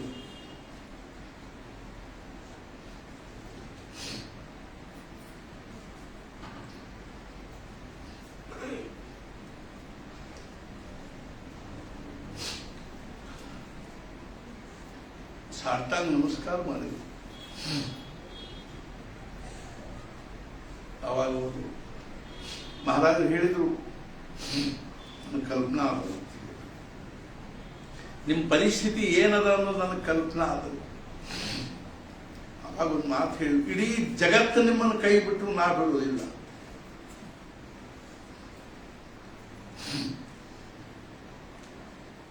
ಅವ್ರಿಗೆ ಪಶ್ಚಾತ್ತಾಪ. ಆಮೇಲೆ ಅವರು ಬಹಳಷ್ಟು ನಾಮಸ್ಮರಣೆ ಮಾಡಿ ಅರ್ಥಾತ್ ಏನು ಅಂದ್ರೆ ಯಮೇ ವೈಷವೃಣತೆ ತೇನ ಲಭ್ಯ ತಸ್ಯೈವ ಸ್ವಾಮತಂ. ಯಾರನ್ನ ಅವರು ಆರಿಸುತ್ತಾರೋ ಇವನಿಗೆ ನಾನು ಪ್ರೇಮ ಕೊಡಬೇಕು, ಇವನಿಗೆ ನಾನು ಭಕ್ತಿ ಕೊಡಬೇಕು, ಇವನಿಗೆ ನಾಮಸ್ಮರಣೆಯಲ್ಲಿ ಅಖಂಡವಾಗಿರ್ತಕ್ಕಂಥ ಭಾವ ಕೊಡಬೇಕು. ಇವನಿಗೆ ನಾಮದ ದಿವ್ಯವಾಗಿರ್ತಕ್ಕಂಥ ಅನುಭವ ಕೊಡಬೇಕು. ಅವ್ರು ಉಳಿದೇನೂ ನೋಡೋದಿಲ್ಲ. ನಮ್ಮ ಶ್ರೀಮಂತಿಕೆ ನೋಡೋದಿಲ್ಲ, ನಮ್ಮ ಪಾಂಡಿತ್ಯ ನೋಡೋದಿಲ್ಲ, ನಮ್ಮ ದೊಡ್ಡಸ್ತಿಕೆ ನೋಡೋದಿಲ್ಲ, ನಮ್ಮ ಅಧಿಕಾರ ನೋಡೋದಿಲ್ಲ. ನಮ್ಮ ಅರ್ಥಾತ್ ಏನು ಅಂದ್ರೆ ನಾವು ಜಾತಿ ಕುಲ ಗೋತ್ರ ನೋಡೋದಿಲ್ಲ, ಸ್ತ್ರೀ ಪುರುಷ ನೋಡೋದಿಲ್ಲ, ಸಣ್ಣವರು ದೊಡ್ಡವರು ನೋಡೋದಿಲ್ಲ. ಕೇವಲ ಅಂತಃಕರಣದ ಭಾವ ನೋಡ್ತಾರೆ. ಅಸೇಹೋ ಜಯಾಂತರಿ ಭಾವ ಜೈಸ, ವಸೇಹೋ ತಯಾಂತರಿ ದೇವತೈಸ. ನಮ್ಮ ಭಾವ ನೋಡ್ತಾರೆ. ಭಾವಾಚ ಬುಕೇಲ ಭಗವಂತ. ಭಾವದ ಅವನಿಗೆ ಭಾವದ ಹಸಿವೆ ಇದೆ. ಭಾವನೆಯಿಂದನೇ ಅವನು ಪ್ರಾಪ್ತ ಆಗ್ತಕ್ಕಂಥವನೇ ಹೊರತು ನಮ್ಮ ಬುದ್ಧಿವಂತಿಕೆ, ನಮ್ಮ ಕೌಶಲ್ಯ, ನಮ್ಮ ಪಾಂಡಿತ್ಯ, ನಮ್ಮ ಚಾತುರ್ಯ ಇವ್ಯಾವು ಅವನ ಮುಂದೆ. ಆದ್ರಿಂದ ನಾವು ಕಳಕಳಿಯಿಂದ ಮಹಾರಾಜರಿಗೆ, ಸದ್ಗುರುಗಳಿಗೆ ಪ್ರಾರ್ಥನಾ ಮಾಡೋದೇನು ಅಂದ್ರೆ, ಮಹಾರಾಜ್ ನಮ್ಮ ಆಯುಷ್ಯ ಎಷ್ಟರೇ ಇತ್ತು ಅಂತ, ಆದರೆ ಇನ್ನು ಮುಂದಿನ ಒಂದೊಂದು ದಿವಸನೂ ಶುಭಕೃತ್ ಆಗಲಿ, ನಮ್ಮ ಜೀವನ ಮಂಗಲಮಯ ಆಗಲಿ, ನಮ್ಮ ಜೀವನದ ಒಂದೊಂದು ಕ್ಷಣ ಸಾರ್ಥಕ ಆಗಲಿ. ಈ ಜಗತ್ತಿನ ಒಂದು ಆಕರ್ಷಣೆಗೆ ನಾವು ಒಳಗಾಗಲ್ದನೆ, ಜಗತ್ತಿನ ಪ್ರವಾಹದಲ್ಲಿ ಕೊಚ್ಚಿಕೊಂಡು ಹೋಗಲ್ದನೆ, ಏನಾದರೂ ನಮ್ಮ ಅಂತಃಕರಣದಲ್ಲಿ ಭಗವಂತ ಅರ್ಥಾತ್ ನಿಮ್ಮ ವಿಷಯದಲ್ಲಿ, ಭಗವಂತನ ವಿಷಯದಲ್ಲಿ ಪ್ರೇಮ ಸದ್ಭಾವನೆ ಬೆಳೀಲಿ. ನಮಗೆ ಹುಟ್ಟಿ ಬಂದದ್ದಕ್ಕೆ ಈ ನಡಕಿನ ಆಯುಷ್ಯ ಎಲ್ಲ ಏನಾದರೂ ಇರ್ಕೋತ ಈ ವರ್ಷದ ಇವತ್ತಿನಿಂದ ನಮ್ಮ ಆಯುಷ್ಯ ಏನದನ್ನು ಹುಟ್ಟಿ ಬಂದದ್ದಕ್ಕೆ ಸಾರ್ಥಕ ಅನಿಸುವಂಗಾಗಲಿ. ಅಪಿಚೇತ್ಸು ದುರಾಚಾರೋ ಭಜತೆ ಮಾಂ ಅನನ್ಯ ಭಾವ ಸಾಧುರೇವ ಸಮಂತವ್ಯ. ಎಂಥ ಇವತ್ತಿನ ತನಕ ನಾವು ದುರಾಚಾರಿ ಯಾಕೆ ಇರ್ಕೋವಲ್ವೇ? ಇವತ್ತು ನಾವು ಅಂತಃಕರಣ ಪೂರ್ವಕವಾಗಿ ನಾಮಸ್ಮರಣೆ ಮಾಡ್ತೀವಿ ಅಂತ ನಾವು ಮನುಷ್ಯನ ತಂದುಕೊಂಡ್ರೆ ಸಾಕು, ಸಾಧುರೇವ ಸಮಂತವ್ಯ. ನಾವು ಸಾಧು ಆದಂತ ತಿಳ್ಕೊಳ್ತೀವಿ. ಸಮ್ಯಕ್ ವ್ಯವಸ್ಥಿತೋ ಹಿ ಸಹ ಅವನೆಲ್ಲ ದೃಷ್ಟಿಯಿಂದ ಯೋಗ್ಯ. ಕ್ಷಿಪ್ರಂ ಭವತಿ ಧರ್ಮಾತ್ಮ ಶಶ್ವಚ್ಛಾಂತಿಂ ನಿಗಚ್ಚತಿ ಕೌಂತೆಯ ಪ್ರತಿಜಾನಿ ನಮೇ ಭಕ್ತ ಪ್ರಣಶ್ಯತಿ. ಹೇ ಅರ್ಜುನ, ನನ್ನ ಭಕ್ತಿ ಎಂದು ನಾಶ ಆಗಲಿ. ಅವನು ವ್ಯರ್ಥ ಆಗಂಗಿಲ್ಲ. ನಾಮಸ್ಮರಣ ಕೇಲ ಅನಿತೋ ವಾಯ ಗೇಲ, ಐಸಾ ನ ಆಯ್ಕಿಲ್ಲ ನ ದೇಖಿಲ್ಲ. ನಾಮಸ್ಮರಣೆ ಮಾಡಿದ ಮತ್ತು ಕೆಟ್ಟ ಅನ್ನುವಂಥದ್ದನ್ನು ನಾನು ಇವತ್ತಿನ ತನಕ ನೋಡಿಲ್ಲ ಮತ್ತು ಕೇಳಿಲ್ಲ. ಮಹಾರಾಜನ್ ಕೇಳಿದ್ರು, ಅಲ್ರಿ ಕೈಯ ಜಪ್ ಮಾಡಿ ಇಟ್ಕೊಂಡು ಕೂರ್ಸೋತಿಲ್ಲ, ಅವನು ಸಾಧು ಆದೇನ್ರಿ? ಹಾಗೆ ಬಿಟ್ಟ. ಸಾಧುವನ್ನು ಗಡ್ಡ ಬಿಟ್ಟ ಬೆಳೆಸಿದವಂತಲ್ಲ, ಸಜ್ಜನ ಹಾಗೆ ಬಿಟ್ಟ, ಭಕ್ತ ಹಾಗೆ ಬಿಟ್ಟ. ಅದು ಹೆಂಗ್ರಿ ಅಂತ ಕೇಳ್ಕೊಳ್ಳಿ. ಮಹಾರಾಜರು ನಿಮ್ಮ ಮನೆ ಪಕ್ಕದವರು, ಪಕ್ಕದ ಮನೆಯವರು ಕಾಶಿಗೆ ಹೋಗ್ಬೇಕು ಅಂತೆಲ್ಲ ತಯಾರಿ ಮಾಡ್ಕೊಂಡು ಸಾಮಾನೆಲ್ಲ ಗಾಡಿ ಒಳಗೆ ಇಟ್ಕೊಂಡು ಸ್ಟೇಷನ್ ಕಡೆಗೆ ಹೋದ್ರು. ಈಗ ಕೊಟ್ಟು ಅವ್ರ ಹತ್ಲಾಗ ಹೋಗೋದಕ್ಕೆ ಇತ್ಲಾಗ ಯಾರೋ ಒಂದು ಕೇಳಿದ್ರು, ಇವ್ರು ಎಲ್ಲಿ ಹೋದಲ್ಲಿ ಅಂದ್ರೆ ನಾವು ಏನು ಹೇಳ್ತೀವಿ, ಕಾಶಿಗೆ ಹೋದದ್ದೇವೆ, ಇನ್ನು ಸ್ಟೇಷನ್ ಮುಟ್ಟಿಲ್ಲ ಅವ್ರು. ಹೆಂಗೋ ಹಂಗೆ ನಾವು ನಾಮಸ್ಮರಣೆ ಮಾಡಬೇಕು ಅಂತ ನಮ್ಮ ಮನುಷ್ಯನಾಗ ಬರುವುದು ಒಂದ ತಡ ಸನ್ಮಾರ್ಗಕ್ಕೆ ಹತ್ತಿದೀವಿ ಅಂತ. ಪೂರ್ವ ಸಮುದ್ರ ದಂಡಿಗೆ ಹೋಗಬೇಕು ಅಂತ ಪಶ್ಚಿಮ ಕಡೆ ಮಾರಿ ಹೊಂಟು ಬಿಟ್ಟಿವಿ, ಹೋಗಿಬಿಟ್ಟಿವಿ, ಬಂದುಬಿಟ್ಟಿವು, ಭಾಳ ದೂರ ಬಂದ್ಬಿಟ್ಟಿವ್ರಿ. ಜನ್ಮಗಳಿಂದ ಪಶ್ಚಿಮ ಕಡೆ ಮಾರಿ ಮಾಡ್ಕೊಂಡು ಹೊಂಟು ಬಿಟ್ಟಿವಿ. ಹೋಗ್ಬೇಕಾದ್ದು ಪೂರ್ವ ಸಮುದ್ರ ದಂಡಿ. ಕ್ವಚಿತ್ ಅಲ್ಲಿ ಅರ್ಥಾತ್ ಸುದೈವದಿಂದ ಭಾಗ್ಯದಿಂದ ಅಲ್ಲಿ ಭೇಟಿ ಆದ ನಮ್ಗೆ ಯಾರು ಒಂದು ಸದ್ಗುರುಗಳ ಭೇಟಿ ಆದವು. ಎಲ್ಲಿ ಹೊಂಟಿಪ ಅಂತ ಇಲ್ಲಿ ಪೂರ್ವ ಸಮುದ್ರ ದಂಡಿ ಹೊಂಟ ಅಲ್ಲೋ ಉತ್ಸಾಹ. ನೀನು ಹೊಂಟಿರೋದು ಪಶ್ಚಿಮ ಕಡೆಗೆ, ಪೂರ್ವ ಸಮುದ್ರ ದಂಡಿ ಹೆಂಗೆ ಎಂದು ಮುಟ್ತೀವಿ. ಮತ್ತೆ ಏನ್ ಮಾಡ್ರಿ? ಬಳ್ಳು ಹತ್ತ ನಿನ್ನ ಮುಖ ಹತ್ಲಾಗ ತಿರುಗಿಸಿ ನೀನು ಮತ್ತೆ ಶುರು ಮಾಡಿ ನಿನ್ನ ಪ್ರವಾಸ. ಒಂದ ಹೆಜ್ಜೆ ನೀನು ಪೂರ್ವಕ್ಕೆ ಮುಖ ಮಾಡಿ ಒಂದ ಹೆಜ್ಜೆ ಇಟ್ಟರು ಪೂರ್ವ ಸಮುದ್ರ ದಂಡಿಗೆ ಹೋಗೋ ದಾರಿಯಲ್ಲಿ ನೀವು ಮುಂದೆ ಹೋದಂಗನೇ. ಹೆಂಗೋ ಹಂಗೆ ನಾವು ಇವತ್ತು ನಾಮಸ್ಮರಣೆ ಮಾಡಬೇಕು ಅಂತ ಒಂದು ಮಾಲಿ ನಾವು ಕೈಯಾಗಿ ಹಿಡ್ಕೊಂಡು ಜಪ ಮಾಡಿದ್ರು ಸಹಿತ ನಾವು ಪೂರ್ವ ಸಮುದ್ರ ದಂಡಿ ಹೊಂಟಿವಿ ಅಂತ ನಾವು ಅತ್ಯಂತ ಕಳಕಳಿಯಿಂದ ಮಹಾರಾಜರಲ್ಲಿ ಪ್ರಾರ್ಥನೆ ಮಾಡೋದೇನು ಅಂದ್ರೆ, ಇನ್ನೂ ಕಾರ್ಯಕ್ರಮ ಇದೆ. ಅರ್ಥಾತ್ ಇವತ್ತಿನ ದಿವಸ ಎಷ್ಟು ಸಾರ್ಥಕತೆಯಲ್ಲಿ ಕಳೀತದನೋ ಅಷ್ಟು ಇಡೀ ವರ್ಷ ಏನದನೋ ಸಾರ್ಥಕ ಆಗ್ತದೆ ಅನ್ನುವಂಥ ದೃಷ್ಟಿಯಿಂದ ಮುಂಜಾನೆಯಿಂದಲೂ ಸದ್ಗುರುಗಳ ಸಾನ್ನಿಧ್ಯದಲ್ಲಿ ನಾವು ಏನಾದರೂ ನಮ್ಮ ಜೀವನವನ್ನು ಉತ್ತಮವಾಗಿರ್ತಕ್ಕಂಥ ಒಂದು ಭಾವನೆಯಿಂದ ಕಳಿಬೇಕು ಅನ್ನೋ ದೃಷ್ಟಿಯಿಂದಲೇ ಇವತ್ತಿವೆಲ್ಲ ಕಾರ್ಯಕ್ರಮಗಳನ್ನು ನಾವು ಇದನ್ನು ಮಾಡಿಕೊಂಡಿದ್ದು ಆಯೋಜನೆ. ಆದ್ದರಿಂದ ಈಗ ನಾವು ಸದ್ಗುರುಗಳ ಸುತ್ತಲೂ ಒಂದು ರಥವನ್ನು ಸಿದ್ಧ ಮಾಡಿಟ್ಟಿದ್ದೀವಿ. ಆ ರಥದಲ್ಲಿ ಸದ್ಗುರುಗಳ ದಿವ್ಯ ಪಾದುಕೆಗಳನ್ನು ಇಟ್ಕೊಂಡು ನಾವು ಸದ್ಗುರುಗಳ ಸುತ್ತಲೂ 5 ಪ್ರದಕ್ಷಿಣೆಗಳನ್ನು ಹಾಕಿ ನೈವೇದ್ಯ ಆರತಿ ಆಗ್ತದೆ. ಅದ ಮೇಲೆ ಎಲ್ಲರೂ ಪ್ರಸಾದ ಆಗ್ತದೆ. ಆಮೇಲೆ ಅದೇ ರೀತಿಯಾಗಿ ಮತ್ತೆ ಸಾಯಂಕಾಲ ಏನದನ್ನು ಪಲ್ಲಕ್ಕಿಯಲ್ಲಿ ಮಹಾರಾಜರ ದಿವ್ಯವಾದ ಪಾದಕವನ್ನು ಇಟ್ಕೊಂಡು ಇಡೀ ಗುಡಿಗೆ ಏನದನ್ನು ನಾವು 5 ಪ್ರದಕ್ಷಿಣೆ ಅಥವಾ 3 ಪ್ರದಕ್ಷಿಣೆ ಹಾಕ್ತೀವಿ. ಅದರಲ್ಲೂ ಎಲ್ಲರೂ ಭಾಗವಹಿಸಬೇಕು. ನಾಳೆ ಬೆಳಿಗ್ಗೆ ಸರಿಯಾಗಿ ಇಲ್ಲಿದ್ದ 6 ಗಂಟೆಗೆ ನಾವು ಅರ್ಥಾತ್ ಏನು ಅಂದ್ರೆ ಈ ಮುಂದೆ ನಡೀತಕ್ಕಂಥ ಈ ಸಾಮೂಹಿಕ ಉಪನಯನ 60ರಿಂದ 100 ವರ್ಷಗಳವರೆಗೆ ಇದೊಂದು ಅಪೂರ್ವವಾಗಿರ್ತಕ್ಕಂಥ ಒಂದು ಪ್ರಸಂಗದ 60, 65, 70, 75, 80, 85, 90, 95, 100 ಈ ವಯಸ್ಸಿನವರು ಯಾರಿದ್ದಾರೋ ಅವರಿಗೆ ಶಾಂತಿ ಮಾಡಿಕೊಳ್ಳಿ ಅಡ್ಡಿ ಇಲ್ಲ ಅನ್ನುವಂಥ ದೃಷ್ಟಿಯಿಂದ ಇದ್ರ ಎಲ್ಲರ ಜೊತೆಗೆ ನಾವು ಒಬ್ಬರಿದ್ದೀವಿ.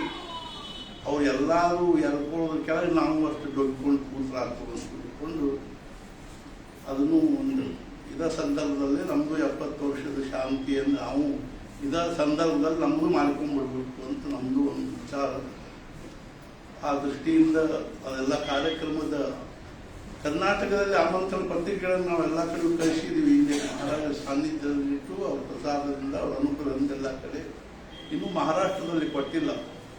ಯಾಕೆಂದ್ರೆ ಗೊಂದಾವಲಿಯಲ್ಲಿ ಪತ್ರಿಕೆಯನ್ನು ಸಮರ್ಪಣೆ ಮಾಡಿ ಆಮೇಲೆ ಮಹಾರಾಷ್ಟ್ರದಲ್ಲಿ ಎಲ್ಲ ಕಡೆ ಕಳಿಸ್ಬೇಕು ಅನ್ನೋ ದೃಷ್ಟಿಯಿಂದ ತಡ ಆಗಿದ್ರು ಸಹಿತ ಮುಂಚೆ ಮಹಾರಾಜರ ಮುಂದಿಟ್ಟು ಆಮೇಲೆ ಅಲ್ಲಿ ಕೊಡಬೇಕು ಅನ್ನೋ ದೃಷ್ಟಿಯಿಂದ ನಾಳೆ ಅಲ್ಲಿಗೆ ಮಹಾರಾಜರಿಗೆ ಆಮಂತ್ರಣ ಕೊಡ್ಲಿಕ್ಕೆ ಹೋಗ್ತಾ ಇದ್ದೀವಿ. ಬಹಳಷ್ಟು ಮಂದಿನ ಅಲ್ಲಿ ನಾವು ಅವರಿಗೆ ಕೇಳಿದ್ವಿ. ಬಹಳ ಒಂದು 100-120 ಜನ ಬರ್ರಿ ಅಂತ ಹೇಳಿದ್ರು. ನಾವಾಗಿನೇ 200-300 ಗಟ್ಟಲೆ ಮಂದಿನ ಕರ್ಕೊಂಡು ಹೋಗಿ ಅವ್ರ ಮನಸ್ಸಿಗೆ ಇದು ಆಗುವಂಗೆ ಅನಿವಾರ್ಯವಾಗಿ ನಾವು ಹೋಗಿ ಬಂದ್ವಿ ಅನ್ನುವಂಗೆ ಆಗಬಾರ್ದು. ಅದಕ್ಕೆ ನಮಗೇನು ಅನ್ನಿಸ್ತು, ಬಹಳಷ್ಟು ಮಂದಿಗೆ ಈಗ ನಮಗೆ ನಿರಾಶೆ ಮಾಡಬೇಕಾಗಿ ಬಂತು. ಬಹಳಷ್ಟು ಮಂದಿ ಬರ್ತೀವಿ ಅನ್ನೋರಿಗೂ ಇಲ್ರಿ ನಾವು ಕೇವಲ 130 ಮಂದಿದು ಯೋಜನೆ ಮಾಡಿವಿ ಅಂತ ಹೇಳಬೇಕಾಗಿ ಬಂತು. ಆದರೆ ನಮಗೆ ನಿರಾಶೆ ಮಾಡಬೇಕು ಅಂತ ಅನ್ನಿಸ್ಲಿಲ್ಲ. ಆದ್ದರಿಂದ ನಾವು ಮನುಷ್ಯನ ಅಂದ್ಕೊಂಡು ಏನು ಅಂದ್ರೆ ನಾವು ಪ್ರತಿ ತಿಂಗಳು ಒಂದು ಸಲ ಮಹಾರಾಜರ ದರ್ಶನ ಮಾಡ್ಕೊಂಡು ಬಂದ್ರಾತು. ಹಿಂಗೆ 13 ತಿಂಗಳು ಪ್ರತಿ ತಿಂಗಳು 130 ಮಂದಿ ಅಂತೆ 13 ತಿಂಗಳು ನಾವು ಮಹಾರಾಜರ ದರ್ಶನಕ್ಕೆ ಹೋಗಿ ಬರಬೇಕು. ಮತ್ತು ಈ ಸಲ ಏನು ಬಂದಿದ್ದಾರೋ ಅವ್ರು ಮತ್ತೆ ತಿರುಗಿ ಮುರುಗಿ ಅವರ 130 ಮಂದಿ 13 ಸಲ ಅಡ್ಡಾಡೋದು ಬೇರೆ ಬೇರೆ ಭಕ್ತರಿಗೆ ಅವಕಾಶ ಆಗಬೇಕು ಅನ್ನುವಂಥ ದೃಷ್ಟಿಯಿಂದ ಈಗ ಬಂದವ್ರನ್ನ ತಿರುಗಿ ಕರ್ಕೊಂಡು ಹೋಗಂಗಿಲ್ಲ ಅಂತಿಲ್ಲ. ಮುಂದಿನ ತಿಂಗಳು ಬರದೇ ಇದ್ದವ್ರು 130 ಮಂದಿ ಲೀಸ್ಟ್ ತಯಾರಾಯ್ತು ಅಂದ್ರೆ ಬಂದವ್ರಿಗೆ ಅವಕಾಶ. ಆಮೇಲೆ ಮತ್ತೆ ಮುಂದೆ ಯಾವಾಗಾದ್ರೂ 130ಗಿಂತ ಕಡಿಮೆ ಜನ ಹೊಸಬ್ರು ಬರೋರು ಆದ್ರು ಅಂದ್ರೆ ಅಕಸ್ಮಾತ್ 2ನೇ ಸಲ ಬರ್ತೀವಿ ಅನ್ನೋ ಈ ಹಳಿ ಮಂದಿಗೆ ಅಂದ್ರೆ ಮುಂಚಿನವ್ರು ಅವಾಗ ಅವಕಾಶ ಕೊಡುವಂತ ವಿಚಾರ ಮಾಡೀವಿ. ಆ ಪ್ರಕಾರವಾಗಿ ನಾಳೆ ಬೆಳಿಗ್ಗೆ ಹೊರಡುವುದದ. ಅದಕ್ಕೂ ಪೂರ್ವಭಾವಿಯಾಗಿ ಇವತ್ತಿನ ಈ ಯುಗಾದಿ ಏನದನೋ ಇದು ನಮ್ಮ ಜೀವನದಲ್ಲಿ ಬಹಳ ದೊಡ್ಡದಾಗಿರ್ತಕ್ಕಂಥ ಒಂದು ಪ್ರೇರಣೆ ಆಗಲಿ, ಇದರೊಳಗಿಂದ ನಮಗೆ ಸತ್ಪ್ರವೃತ್ತಿ ಆಗಲಿ, ನಾವು ಭಗವಂತನ ಕಡೆಗೆ ನಾವು ನಿಧಾನವಾಗಿ ಅಗ್ರಸರ ಆಗೋಣ ಅನ್ನುವಂಥ ದೃಷ್ಟಿಯಿಂದ ನಾವು ಇಷ್ಟೋ ತನಕ 4 ವಿಚಾರ ಹೇಳಿದ್ದೀವಿ. ನಿಜವಾಗಿಯೂ ಏನು ಅಂದ್ರೆ ನಮಗೆ ಹೇಳ್ಕೋತ ಕೂಡ್ಬೇಕು ಅನ್ನಿಸ್ತದೆ. ಎಷ್ಟು ಹೇಳಿದರೂ ನಮಗೆ ಸಮಾಧಾನ ಆಗೋದಿಲ್ಲ, ತೃಪ್ತಿ ಆಗೋದಿಲ್ಲ. ಇನ್ನಷ್ಟು ಹೇಳಬೇಕು ಅನ್ನಿಸ್ತದೆ. ಅದು ಸಹಿತ ಅತಿ ಆತು ಅಂದ್ರೆ ಅನ್ಪಾರ್ಲಿಮೆಂಟರಿ ಆಗ್ತದೆ. ಮಾರಿ ನೋಡ್ಕೋತ ಹೇಳ್ತಿರ್ತೀವಿ. ಸ್ವಲ್ಪ ಮಾರಿ ಮೇಲೆ ಬೇರೆ ಕಳೆ ಬರ್ಲಿಕ್ಕೆ ಹತ್ತು ಅಂದ್ರೆ ಮುಂದೆ ಇನ್ನೂ ಸ್ವಲ್ಪ ನಗುಮುಖ ಇರುವಾಗ ಮುಗಿಸ್ಬಿಡ್ತೀವಿ. ಮುಖ ಗಂಟು ಹಾಕ್ಲಿಕ್ಕೆ ಹತ್ತದ ಕಾಣಿಸ್ಲಿಕ್ಕೆ ಹತ್ತು ಕೂಡಲೇ ಪಟ್ನ ಮುಗಿಸ್ಬಿಡ್ತೀವಿ. ಅದು ಹೆಂಗಂದ್ರೆ ನಮ್ದು ಹೆಂಗಿರ್ತದ ಅಂದ್ರೆ ಪ್ರವಚನ ಅಂದ್ರೆ ಹಳ್ಳಿಯಾಗ ಹಗ್ಗ ಹೊಸಿತಾರಲ್ಲ, ನಾರಿನ ಹಾಕ ಹೊಸಿತಿರ್ತಾರೆ, ಹಿಂಗೆ ಬುಡಕ್ಕೆ ಕಾಲು ಬುಡ್ತಿರ್ಕೊಂಡು ಹಿಂಗೆ ಹೊಸಿತಿರ್ತಾರೆ, ಅದನ್ನ ಪಾಚಿ ಇಟ್ಕೊಂಡು ಮತ್ತೆ ಹಸ್ತಿರ್ತಾರೆ. ಸಾಕು ಮುಗಿಸೋ ಅಂದ್ಕೊಳ್ಳಿ, ಮುಗಿಸಿಲ್ಲ ಹಿಂಗೆ ಮಾಡಿ ಅವ್ರನ್ನ ಮತ್ತೆ ಅಲ್ಲಿ ಮುಗಿಸ್ ಹಂಗೆ ನಮ್ದು ಏನು ವಿವೇಕಾನಂದನೇ ಶಕ್ಯದ. ಆದ್ದರಿಂದ ನಾವು ಮಹಾರಾಜರ ಕಳಕಳಿಯಿಂದ ಪ್ರಾರ್ಥನೆ ಮಾಡೋದೇನು ಅಂದರೆ ಅದೊಂದು 15-20 ನಿಮಿಷಕ್ಕೊಂದು ನಾವು ಮಹಾರಾಜರನ್ನು ಇವತ್ತು ರಥದಲ್ಲಿ ಕೂಡಿಸ್ಬೇಕು, ಪಲ್ಲಕ್ಕಿಯಲ್ಲಿ ಕೂಡಿಸ್ಬೇಕು, ರಥೋತ್ಸವವನ್ನು ಮಾಡಬೇಕು ಅನ್ನುವಂಥ ಭಾವನೆಯಿಂದ ನಾವು ಭಜನೆ ಮಾಡ್ಕೊಂತ ಇಲ್ಲಿ ಬಂದಾಗ ಒಂದು ಹಾಡು ಹಾಡೋದು, ಒಂದು ಭಕ್ತಿ ಪದವನ್ನು ಹೇಳಿ ಮತ್ತೆ ಒಂದು ಪ್ರದಕ್ಷಿಣೆ ಹಾಕ್ಕೊಂಡು ಬರೋದು. ಈ ರೀತಿಯಾಗಿ 5 ಪ್ರದಕ್ಷಿಣೆಗಳನ್ನು ಹಾಕಿದ ಮೇಲೆ ನೈವೇದ್ಯ ಆರತಿ ಆಗ್ತದೆ. ಆದ್ದರಿಂದ ಅಷ್ಟು ಎಲ್ಲರೂ ಅದರಲ್ಲಿ ಬಹಳಷ್ಟು ಮಂದಿ ಆ ರಥದ ಹಿಂದಿಂದ ಅಡ್ಡಾಡ್ಲಿಕ್ಕೆ ಶಕ್ಯ ಆಗೋದಿಲ್ಲ. ಆ ದೃಷ್ಟಿಯಿಂದ ಸ್ವಲ್ಪ ನಾವು ಹಿಂಗೆ ಹಿಂದೆ ಇಲ್ಲಿಂದ ಹಿಂಗೆ ಹೋಗಬೇಕು ಅನ್ನೋದು ವಿಚಾರದ. ಅಷ್ಟರಲ್ಲೇ ಸುತ್ತಾಡಿದರೆ ಎಲ್ಲರಿಗೂ ಆಗುವುದಿಲ್ಲ ಅಂತ ನಿಧಾನವಾಗಿ ನಾವೆಲ್ಲರೂ ಏನದ ಅದರಲ್ಲಿ ಭಾಗವಹಿಸ್ಲಿಕ್ಕೆ ಪ್ರಯತ್ನ ಮಾಡೋಣ. ಅರ್ಥಾತ್ ಏನಂದ್ರೆ ಅತ್ಯಂತ ಭಕ್ತಿಭಾವದಿಂದ ಸದ್ಗುರುಗಳನ್ನ ರಥದಲ್ಲಿ ಕೂಡಿಸಿ ನಾವು 5 ಪ್ರದಕ್ಷಿಣೆ ಹಾಕಿ ಆಮೇಲೆ ನೈವೇದ್ಯ ಆರತಿ ಆದಮೇಲೆ ಪ್ರಸಾದ ಸ್ವೀಕಾರ ಮಾಡೋಣ ಅಂತ ತಿಳ್ಕೊಂಡು ಹೇಳಿ, ಸದ್ಗುರುನಾಥ ಮಹಾರಾಜ್ ಕಿ ಜೈ ಜೈ ಜೈ ರಘುವೀರ ಸಮರ್ಥ. ಸದ್ಗುರುಗಳಲ್ಲಿ ಅನನ್ಯವಾಗಿ ಪ್ರಾರ್ಥನೆ ಮಾಡೋದೇನು ನಮ್ಗೆ ನಮಗೆಲ್ಲರಿಗೂ ಆಯುಷ್ಯ ಆರೋಗ್ಯ ಐಶ್ವರ್ಯವನ್ನು ಅನುಗ್ರಹಿಸಿ, ಮುಖ್ಯವಾಗಿ ನಮಗೆ ಭಗವಂತನಲ್ಲಿ ಭಕ್ತಿ, ನಾಮದಲ್ಲಿ ಪ್ರೇಮ ಹಾಗೂ ಸದ್ಗುರು ಅನನ್ಯವಾಗಿರ್ತಕ್ಕಂಥ ನಿಷ್ಠೆಯನ್ನು ಕೊಡಲಿ ಅಂತ ತಿಳ್ಕೊಂಡು ಹೇಳಿ, ಸದ್ಗುರುನಾಥ ಮಹಾರಾಜ್ ಕಿ ಜೈ ಜೈ ಜೈ ರಘುವೀರ. ಎಲ್ಲರೂ ದಯವಿಟ್ಟು ಏನದನ್ನು ಗಂಡಸರು ರಥದ ಮುಂದೆ ಇರಬೇಕು, ಹೆಣ್ಮಕ್ಳೆಲ್ಲರೂ ರಥದ ಹಿಂದೆ ಇರಬೇಕು. ಆ ಪ್ರಕಾರವಾಗಿ ನಾವು ರಥವನ್ನು ಮಧ್ಯದಲ್ಲಿ ಇಟ್ಕೊಂಡು ನಾವೆಲ್ಲರೂ ಏನದ ಆ ರಥದ ಹಿಂದ ಮುಂದೆ ಹೊರಡೋಣ. ಎಲ್ಲರೂ ಏನದ ರಘುಪತಿ ರಾಘವ ರಾಜಾರಾಮ್ ಭಜನೆ ಮಾಡ್ಕೊಳ್ತದೆ, ಭಜನೆ ಹೇಳ್ತಾರೆ ಎಲ್ಲರೂ ಅನ್ನೋದು. ಇಲ್ಲಿ ತನಕನೂ ರಥ ಬರ್ತದೆ. ಈ ವರ್ತುಲವನ್ನು ನಾವು 5 ಹಾಕಿ ಆಮೇಲೆ ನೈವೇದ್ಯ ಆರತಿ ಮಾಡೋಣ. ಸದ್ಗುರುನಾಥ ಮಹಾರಾಜ್ ಕಿ ಜೈ.